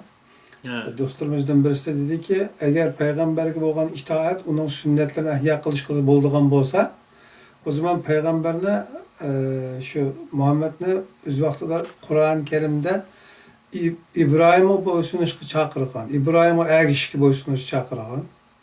Undaqda İbrahimning sunnati qayerda degan savol chiqqan o'tirgan. Buni shu so'zni tavsiya qilganlarga ekran orqali bir eskartish berib qo'yay dedim. O yerdagi narsa nima desa, İbrahimning sunnatiga İbrahim mangan yo'l degan bo'ldi. İbrahim mangan yo'l nima desa, İbrahim tushgan kitobniki ko'rsatgan yo'li. Yo'lni ko'rsatdi. Qur'oni Karimda sunnatulloh degan oyatlar bor. Bu nima desa, Alloh ko'rsatgan yo'l. Alloh tushib payg'ambar alayhisalom mashi yo'l bo'lmada, man faloniyaga borsa deb ko'rsatib qo'ygan hech qanday yo'l yo'q. Qur'onni tushirib, ma ishni qilsang to'g'ri bo'ldi, ishni qilsang xato bo'ldi deb o'zi ko'rsatgan yo'l bor. Payg'ambar alayhisalom mana shu o'zi shu yo'lni meng'liq sunnat mana shu. Ya'ni Allohning kitobi ko'rsatgan yo'lda manganlik Allohning kitobidagi sunnatdi. Ya'ni yo'lda manganlik bo'ladi, ammo asla payg'ambar o'zi o'ngchivashqa o'zi bir yo'l paydo qilgan bir narsa Qur'oni hech qachon hech narsa bo'lmagan. undaq qilish aslo mumkin emas. Chunki agar ashundaq qildigan bo'lsa, Qur'oni Karimning sirtida yana bir yo'l paydo qildigan bo'lsa, u vaqtda aslo o'zi u payg'ambar hayot qolmaydi qolgan. Misol, sura qiyomatda bor-ku, laqatana minhul vatin degan oyat bor misol. Ash oyat nima desa, uni biz o'z qudratimiz bilan halok qilayotgan bo'latdik, ya'ni uni garantimurni uzib o'tgan bo'latdik deydi. Ya'ni uni halok qilishni qanday halok qilgan bo'latdik desa, garantimurni ya'ni biz deydi-ku, aslini qilmajima bo'ynini uzib o'tib deydigan gaplar bo'ldi-ku, xuddi shunga o'xshagan gap misol. Bo'ynini uzib o'tdi deydi boshqa. Ya o alaqa payg'ambar islom to'g'risidagi maxsus programmada va uning oldingi programmada bu vaqtgacha eskartishlar berildi. Izohatlar, qo'shimcha ishoratlar berildi. Darvaqa zaten nimaga ishorat qilganligini programmaning boshdan oyoq izlanib ko'rayotgan qarindoshlar asosan tushunadi, tushunib kelyapti. Shunga zid keladigan bir narsa o'rtaga chiqmadi bugungi kunda qadar. Mening o'sha katta aqlim bilan hozir shunchalik keng guvohlik beraman. Bugungi temaga aloqador abiyadan siz deb o'tib ketgan butun Nuh alayhissalomning to'pon bolasini misol elib, shu yerdagi bir muayyan bir doirani belgilaydigan bir afet edi degan shaklda ifodani qo'llanlar. Ba'zan to'pon balasiningki alem shumul, ya'ni butun zaminning hamma yerini suv bosib ketganlikdek bir tadqiqotlarni o'rtaga chiqarib, undan keyin Tinch okeanning o'rtasida mo'l quruqlikning burun bo'lganligi, keyin o'sha to'pon balasi suv cho'kib ketganligini naql qilgan, rivoyat qilgan kitoblarga chiqdi-da o'rtaga. Bu vaqtda agar deydiganlar bo'lsa anlab baxsak, andan keyin muşdan aloqador savol so'rab bir do'stlarimizdan bilsa, ko'rarman do'stlardan bilsa, agar to'pon balasi butun dunyo bo'yicha bo'lmadi degan taqdirda Türklarning yoki bizlarning avlodini, o'zining nasabini Nuh alayhissalomning Yafas degan o'g'lining avlodlari edi deb shunga bog'laydigan qarashlari xato chiqildi, ya'ni xato bo'lgan bo'ladi. Albatta xato bo'lgan bo'ldi deydi. U faqatla shu Yahudlarniki tarixidan elingan bir narsa o'z vaqtida. Arablarniki tarixini surish qilsam, Samiyni surish qilamiz-ku. Samiy haqida shunday ma'lumotlar bor. O Samiy degan nima desa, Nuh alayhissalomning 3 bolasini Ham, Sam, Yafas degan Sam, shu Samning bolalari degan ma'noni nima qildi endi. U ash Yahudining to'qib chiqqan bir narsalari. Ammo u hech qanday bizniki tariximizga hech qanday aloqasi yo'q. Faqat shu Molla Musa Sayrami shu o'zim u odam shu diniy soat o'qigan odam bo'lg'achqa, shu Yahudining shu rivoyatlarning ichidan shunday narsani tepib, shu biz Yafasni bolalari ekanmiz degan yerlar shu. Bo'lmasa u Yafasniki o Nuh alayhissalomniki o bolalar nima Nuh alayhissalomniki o nemasi qavmi u yerda halok bo'lib ketgan bo'lsa, 3 odam qilib qolgan bo'lsa, qolgan dunyoniki boshqa yerlar insonlar bor degan gap bu vaqtda misol. Nuh alayhissalom qancha yil bo'ldi, uning oldida o'zi nurg'unlagan odamlar tursa, faqat odamning o'zi shu nimadilar? Yunonistondagi nemis bir orolda yashab, boshqa hech qanday odam bo'lmagan bo'lsa, u vaqtda boshqa gap. Yani dunyoning haqiqat joylarida odam bor. U Nuh alayhissalom yashagan yer u yerda nima bo'lgan? Bayqi muqtas deganning o'zim shu. Masalan, dunyoning yerimini suv esib ketgan taqdirda butun dunyoni suv esib ketdi deyishki bo'lmaydi-da. Hozir masalan, nima Amerika, Osiyo qit'asini tamoman suv esib ketsa, butun dunyoni suv esib ketdi deyamaymiz yani. Nima qilsa Afrika, o nima Okeaniya bor misolda. Xudo qo'ygandan keyin yana o'zi shu bizniki nazarimizda dunyoni suv esib ketdi deb biz yomon ko'pdir deganimiz bilan uni amaliyotga bunday tatbiqlab kelgan vaqtda u dunyo emas. Masalan, Muqtasni suv esib ketgan bo'lsa, yo'qolib ketgan bo'lsa, shu bir qita u yerdagi yo'qolib ketgan yer, suv esib ketgan yer shu bir qita. Ammo boshqa yer yo'qsa, butun dunyo suv esib ketmagan shu vaqtning o'zida. Butun dunyoni suv esib ketish uchun butun dunyoni cho'kirib ketganda suv bo'lish kerak edi.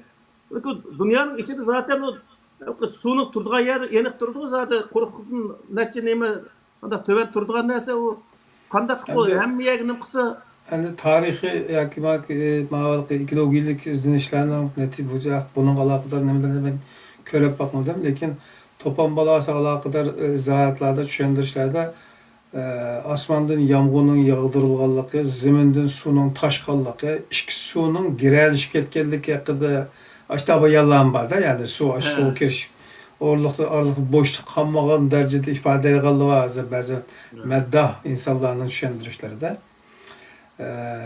Lekin nima bo'lsin, buningda mandaq tutmaydigan bir yeri bo'lib qoldi ekan. Biri agar Nuh alayhissalomning kiyimisiga chiqib olgandan boshqa insijin yoki uchar qanot jonivorlar qolmadi degan taqdirda, shuning chiqib olgan 70-80 odamdan keyin dunyo taralganlarning, ya'ni shularning avlodlari bo'lib chiqamiz ekan.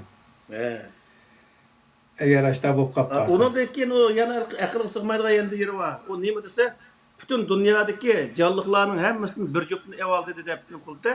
Bu kichkina kemiga butun dunyodagi jonliqning hammasini bir juftni olsa nariga botadi u. U hozirda bir cho'ng bir avayomat bo'lmasa u. Bu hech bir aqlga sig'maydi. Dunyo degan necha ming yoki necha yuz ming yoki million turli jonliqlar bor misol. Uning har birisining bir juftni evolgan vaqtida hammasi bir juftni Nuh alayhissalom qishiga kelganmish. U Afrikadan, Amerikadan qanday kelib bo'ldi u narsalarga? Butunlay ularga mantiqsiz gaplardi. Evolgan bo'lsa shu yerdagi narsalarning o'zini bizga kerak bo'lib qoladi deb o'ziniki keminiki bo'sh yerlar bo'lsa, ko'la, qo'y narsalarni besib olganda shu boshqa bir ish yo'q u yerda. Endi onun qaysi darajada bo'lganligini bilmakmi biraz biz uchun to'liq bu shaklda bo'lgan degan bir materialmi yo'q. Bu yerda muhimi nima deyilsa, bu yerda Allohninki itoatidan chiqqan qavmlarning dunyoda har xil baloy musibatlar bilan yo'qtilganligi ishora qilinganda, shuningdan bir misol ham desatdan olaysan. Yo'qtilganligi yo'q u yerda.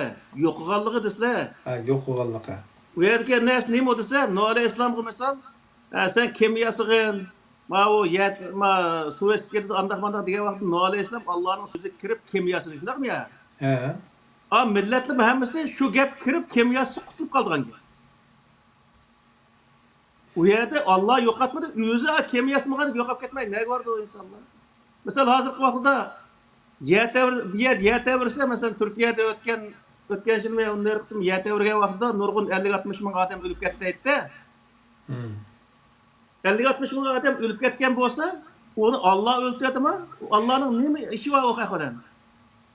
U o'yini yer tevrak chizig'dek sanmagandan keyin yer tevrab anda besib o'ldigan gap odam. Mesela Yaponiyada 7-8 bal yer tevrisi adam ölmeydi mi acaba? Uy tushib ketmaydi ekan. Demek u yerdagi narsa nima desa Qur'onda bor. فَمَنْ يَعْمَلْ مِثْقَالَ ذَرَّةٍ خَيْرًا يَرَهُ وَمَنْ يَعْمَلْ مِثْقَالَ ذَرَّةٍ شَرًّا يَرَهُ. Kim işini zerrecilik yaxshi qilsa, uning netinchini ko'radi. Kim ishini zerrecilik yomon qilsa, ya'ni nachar qilib qo'ysa, uniki o'z jazosini, ya'ni uniki nemisini ko'radi, jazosini ko'radi degan gap. Uni yomonligini ko'radi degan gap. Demek ki öyle zerrecilik yaxshi qilsa, bir tal tümün artıq qadırsan onunla, o öy şunun layık sana özü neyim berdi. Huzur nemelki yete örgen çekdi mi? Şunu çizaygan bolduğun gap. O yani özü nemelki yete örgen çekdi kançılık özü öy kançılık midraydı, onun kançılık tümü ketdi. Aşı nemelki hazırki vaqtda olimlar onu biladi ku, yer tevrashkenin bulduğun adamlar. O öğünü sağa vaqtda aşının hemmesi rayı qilib sağsa, öğünün özü 7-8 bal, 10 bal yer tevrisi mi? Bu yerde hiç qanday qilmaydi. Tarix o'tgan nurg'ulg'an millatlarni Alloh taolo bayon qildi. Biz ashuni aloq qildik deb. Uni Alloh taolo o'zi kirib bevosita aloq qilayotgan ish yo'q. Alloh taoloning qonuniyati bo'yicha.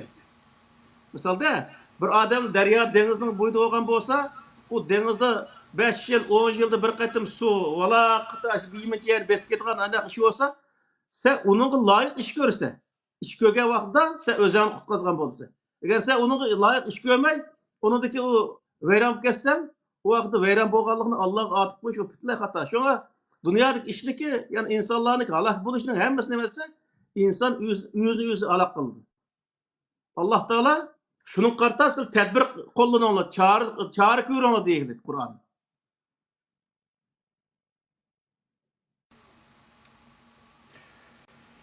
Bu taqdir aloqador bir programma qilingan bo'lib da qilinmadi. Taqdir haqida tushunchaga bir dars qilamiz deb.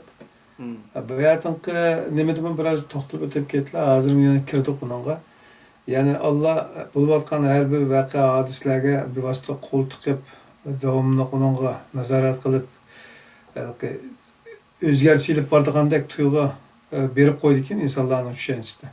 Amaliyot shu kun fayakundan keyin zaten hamma narsa belgilanib bo'lgan ekanda. Albatta, albatta. Bütün qonuniyatlar belgilanib, shu 6 kunda yaratilgan dunyoninki tartiblari hamma narsa shuning ichiga bir sistem qurildi. O sistem shu ichidan yangilanib turadigan, ko'nsi o'lab turadigan, yangi paydo bo'lib turadigan, o'lakdan tirikdan o'lak chiqadigan. Ya'ni inson tasavvur qilsa, olamda qanday bir harakat energiya bo'ladi ekan yoki bir ishlar yuz berdi ekan, shularning hammasi aş sistemda kodlanıp bo'lgan ekanda. To'g'ri. Bu shunday bir ishkan asli bu. Bu shunga sabab qonuniyatiga bo'ysunish va uningga uyg'un harakat qilishni uningga odat qilmay biz ko'pincha shu xato tavakkul qarg'ularcha. Ondan keyin aşağılık ham tema bilan yaşap şuna künep qolgan ekanmiz. Şu hozirga qadar aynan shu Mehdi kelgan zamon qutulamiz. İsa alayhissalom tushganda qutulamiz deb shunga kelib o'tiradimizda. Albatta. Shu taqdir haqida burun bir to'xtalgan bo'ldik, ammo u to'liq bo'lmadi. Çünkü bir kısım yerlige insanlar onda onay qabul qilmagandan keyin qayta deyish to'g'ri kelib to'liqlab. Mao Peygamber Aleyhisselam haqida hamda dunyoga, butun dunyoga qiyomat qoyim bo'lishini payg'ambar deb, yo'q kishiga itoat qilamiz deb bu yerda jafo tortib ketishga hojat yo'q. Ya'ni Alloh itni payg'ambarga itoat qilinglar degandan qiyomat qoyim bo'lguncha uni itoat qilinglar degan bo'lmaydi u yerda narsa. Yani muş aldıda şu vakit sahabenin aldıda Peygamber Aleyhisselam battı. Aş peygamberge size itaat kılan diyen gap. O ölüp ketken geçiyordu. Akıs durdu aş ayetlik ve ulul emri minkum de. İş egisi yani Peygamber Aleyhisselam'ın işini kuluk ağan. Ebu Bekir aldığın katimde Peygamber Aleyhisselam vefat olgan dikillah. O Ebu Bekir'e itaat kıldı. Sahabenin özü doktor biz o Muhammed itaat kılgan tutsak biz nimde sana itaat kılganmız demedi aşağıda. Demey Ebu Bekir saylandı. Ebu Bekir'e itaat kıldı. Bu Ebu Bekir ölüp ketkendan keyin Ömer saylandı, Ömer itaat qildi. Ayında ketaverdi zanjirsimon bo'lib. Bu yer nima degan vaqtda shu Qur'oni Karimni ijro qilgan bir ijroatchi chiqdimi, huquqni oldi. İnsanlar shuni itoat qilgan gap. Xuddi hozirgi vaqtdagi bir prezidentga o'xshash misolda. Mustafa Kemal o'z vaqtida Turkiyani qurib chiqib, uning loyiq tuzumning o'zini nima qildi? Loyiq tuzumning ustiga Turkiyani qurdi. Onu birinci icra qilgan adam Mustafa Kemal oldu. Ondan keyin İsmet İnönü o'tirg'i chiqdi. Xalq o İsmet İnönü'ge bo'ysundi. İsmet İnönü şu tuzumni o'zi yana Mustafa Kemal'ning o'rnida ijro qilgan. Hozir Tayyip Erdo'g'an ijro qilyapti. Xalq uniga itoat qiladi. Ashtaq bir narsa bu. Yani qonun ve tuzum davomlashadi. O adam şu zamandaki ahvol qarta o tuzumni ijro qiladi. Ama onun icraatı o şu zamanda şundak ilgar bo'lgan bo'lsa, ama hozirgi zamanda şundak ilgarni dish xato misolda. Misal bunu şu Churchillning o'zi şu Angliyada 45-yillik urushda Churchill o'zi nima bosh minister bo'lib o'shada nima qilganki. Urush tugagandan keyin saylamda o adam chiqib ketib, shuni bilan nima qildi? Keyin bir 2-3 adam o'tgandan keyin ya bir ikki adam o'tib bo'lgan 10-15 yil o'tgan vaqtda Churchill o'z vaqtida o'sha Angliyani qutib qolgan deb iqtisodni bek o'rgib ketmagandan keyin qayta Churchillning o'zini saylaydi.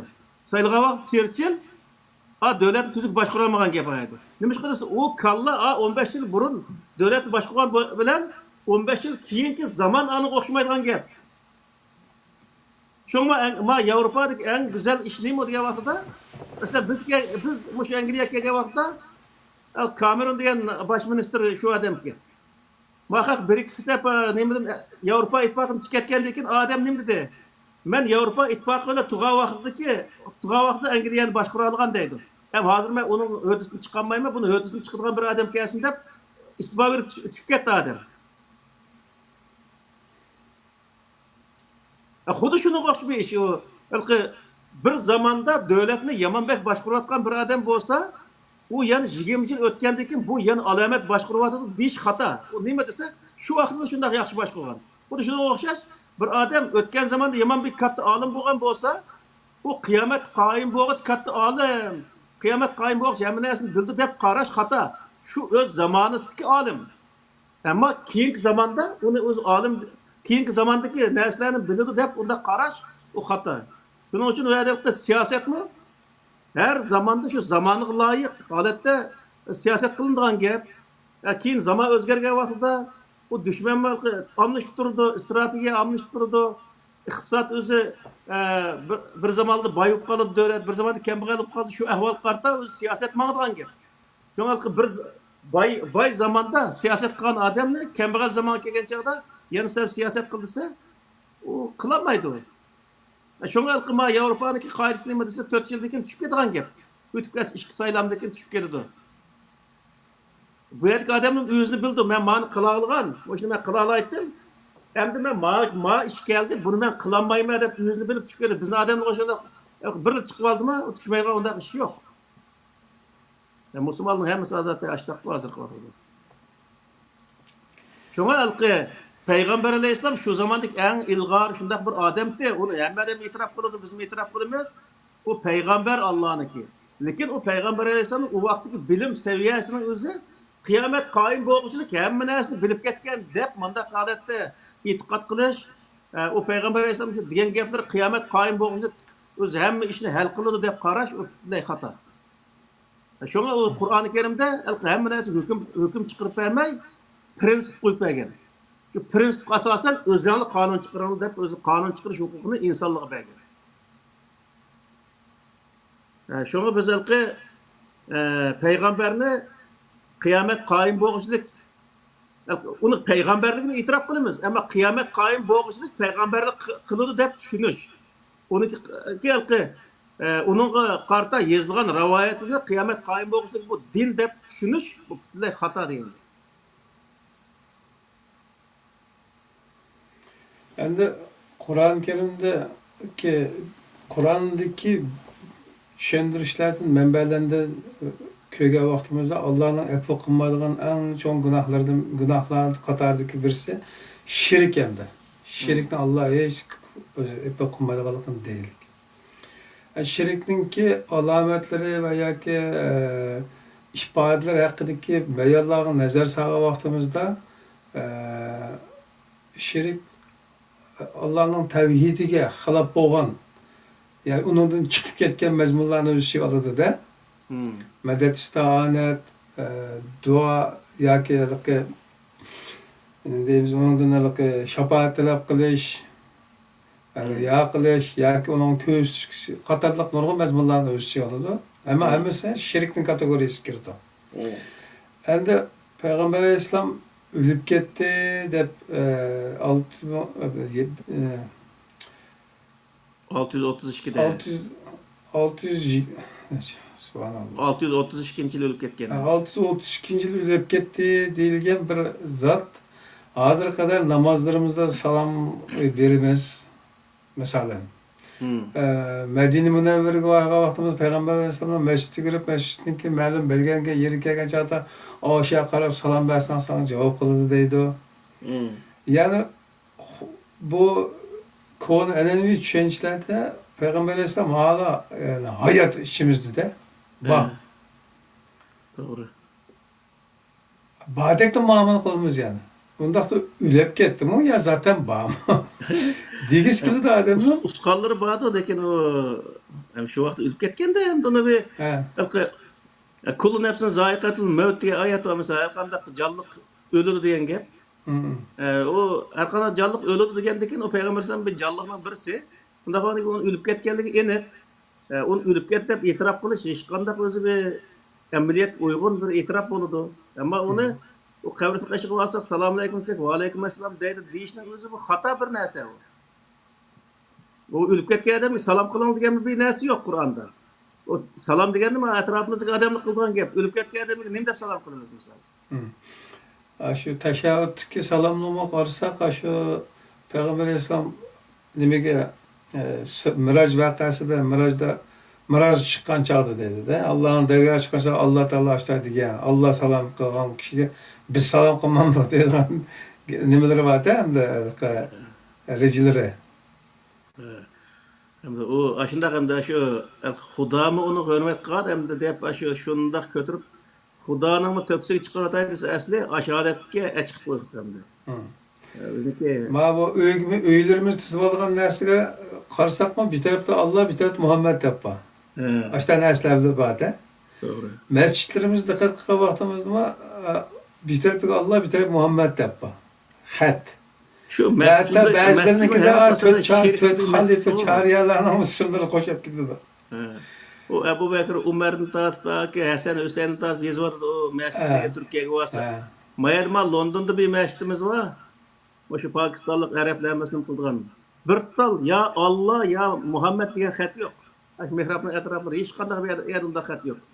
Bu mescidlik mescid bir 10-15 bin adam namazı kılıyor. Şimdi çok mescid. 3 qavat bir yer, bazı yerler, bazı yer 2 qavat. Sandak çoğun mescid. Onun içinde bazı öyleri var. Aşağılıkı Yahudiler ya Hristiyanlık gibi kalsa o yığın tolu buldu. Aşılarının ibadet kıldığı ibadet halları var aşağının içinde.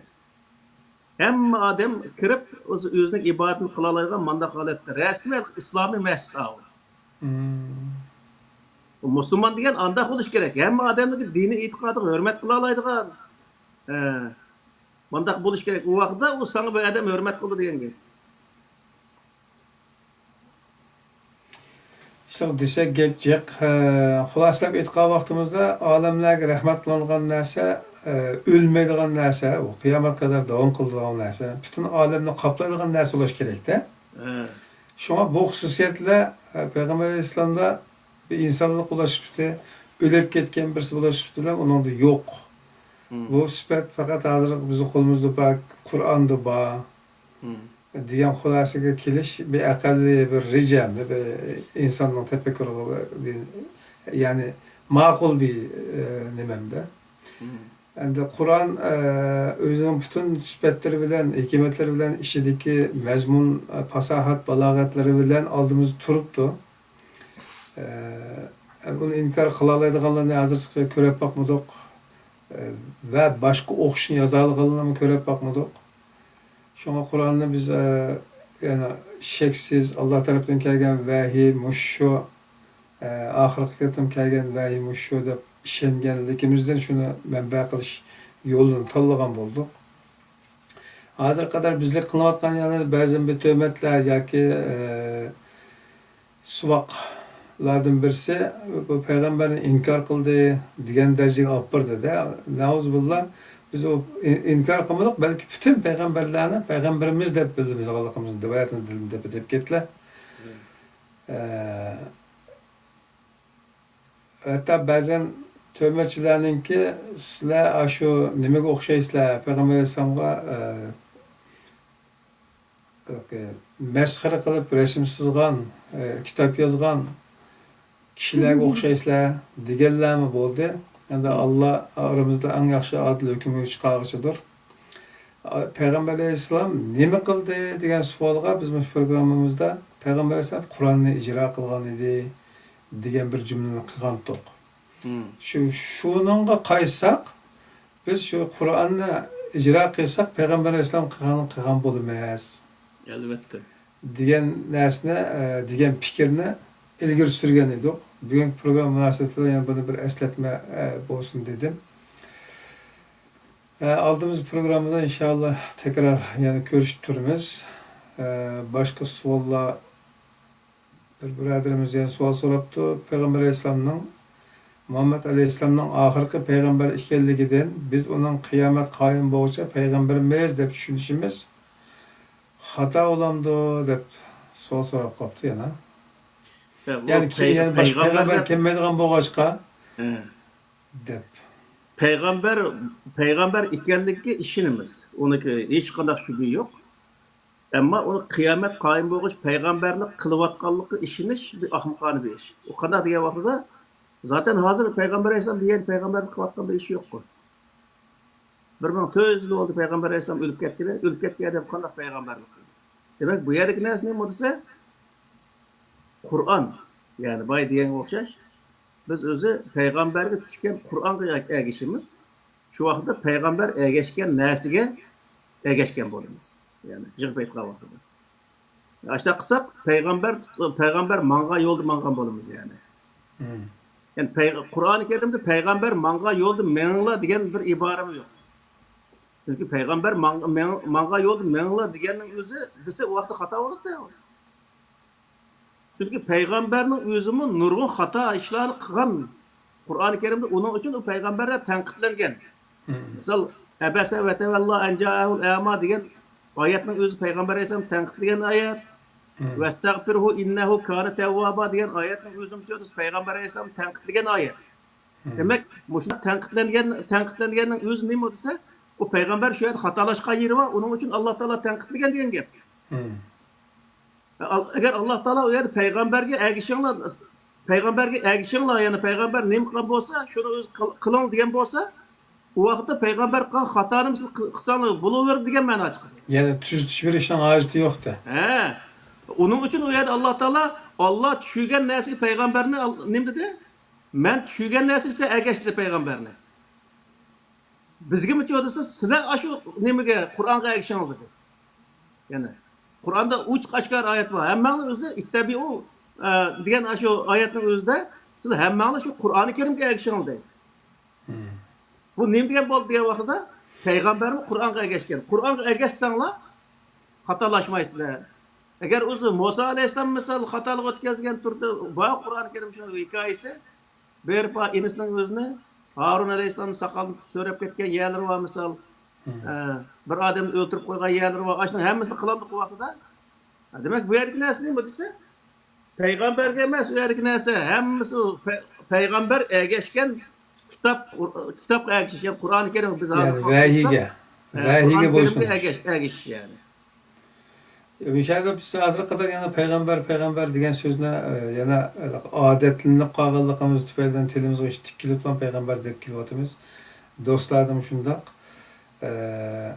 Asli peygamberinin Kur'an'daki atılışı Nebi ve Resul iki kelimede atıldı iken biz ilgili tercümesini asas kılığımız için peygamber dep yazılğanlık için ve bizden peygamberimiz başka peygamberden ulu yani hem Nebi hem Resul dep süpetligen süpetler bilen koşulup zaten bir edemdekten tuyulup onun başka hususiyetlerden yani vazifedeki vaktinden insani hususiyetdeki vaktine ayırıp karayanmaydıqalligimiz tüpeyleden adetlengen tilimizde peygamber deplam kelgenligimizde bu işler yüz bera tuttu. Esla Resul yani Resulluk vazifesinden kelgen vaktida onun oturup koygan hemme narsa fakat Allah tarafından yani Resul'ün evvel kişinin evet kişi tarafından evetilgenliğine mi yetkizdiğalligine. Lekin icra kılınış ya özümüzden arılarımızda birlik yaşaş jaryanlarında o sizlik okşay yeydiğen, içidiğen vakti kelgen çağda eceliyle ölüdiğen edemiydi diyen ibarelerge qarga vaxtımızda normal bir insanlık süpütüden aramızda bağlıqı yaşadığalligine eğer yana bir peygamber kelsin şuna peygamber buldu ikinde. Lekin kelmeydiğalligine inak boldu çünkü kıyamet kadar özgermeydiğen bir kitapla bizge nazil kılıp şuna dinimizde yani vahiy nimetin tamamlığını Kur'an-ı Kerim'de bunu ispatlaptı yani düşündürüp muğurlu bes bolaptı. Şunun için yani bir peygamber yani bir nebi kilido dep düşünmeyimiz kelmeydiğallığı inak. Ama bir yerde başına ayak Allah şu peygamberge boysunanlar yani Resulullah'a boysunanlar aşı bütün boysunanlar diyen ayetten hemmesi kalsa ila Resulü dep kildikinde yani Resul diyen söz kildiken Nebi diyen söz gelmeydiken bütün ayetler qarab baksanlar boysunuş qalağa kadar kelgen bütün ayette Resul kelimesiyle kelgen süpüt kildiken yani vazifedar süpüt kildiken. Şuna moşu noktalara dikkat qilib bu derslerde bulup atkan nimeni düşünebildik qarindoshlar yana bir esketme bolsun deb qo'ydim. Ama hazırın bayatını asılın Peygamber İslam degendikin, peygamber degendikin, yana bir aralashib ketadigan bir gap bo'lib qolmaslik uchun yana eskartib qo'ydim. Aldığımız fırsat yana yana dersler bo'ladi inşallah. Bugungi programma dostumuz Abdulaziz birodarininki kompyuterdan mesele chiqib kirolmabdi. Shunga men saqlab boqib majbur qoldim. Mishada to'xtatadigan bo'ldik programmani boshqasidan toplaydigan so'zlar bo'lmasa. Bo'ldi. Endi qolgani asosan deb bo'ldik. Qolgan savol qolsa, shu nimaning ostiga yozib qo'ysin.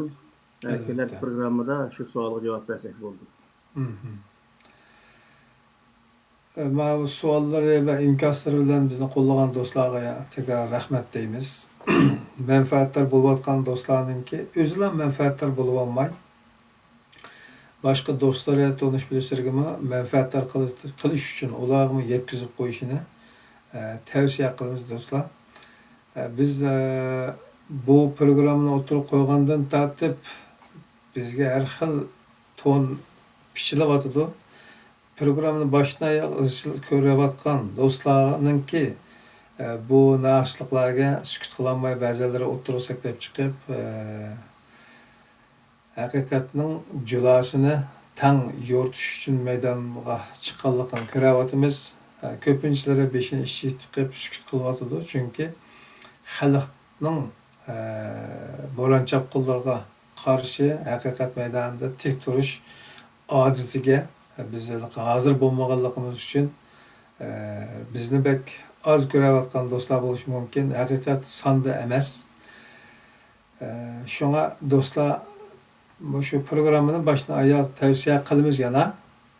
Programmada agar xatolik bo'lsa, Qur'on Karimning va yoki boshqa so'zliklarda bu mantiqilik va insonlik sifatida bayon qilish jarayonidagi ba'zan xatoliklar yuz berdi deyilsa, agar shuni tutib ekilib, mana yerim xato bo'ldi deb turib bizga xatolarimizni ko'rsatib bersanglar, xursand bo'lganligimizni tekrar dedik, burun muddat tortib deb kelyapmiz, yana deymiz.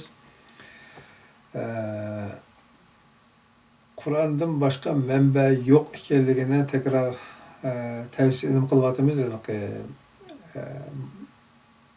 Eskartish qilyapmiz, eskartish beryapmiz. Bu so'zimizni oxiriga qadar turimiz inshaalloh. Kelar qatorliq programni ko'rishga sizlarni yana Janob Alloh topshirdi. Ustoz degandek savollaringlar, tavsiyalaringlar, talablaringlar qolib qolsa, albatta videoning inkaslarida yozib qo'ysanglar yaxshi bo'ladi. Hamma aylan tang manfaat olamiz. Omon bo'linglar inshaalloh. Kelar soatda ko'rishgacha. Assalomu alaykum. Ustoz omon bo'lsin, salom alaykum. Bo'ldi, Alloh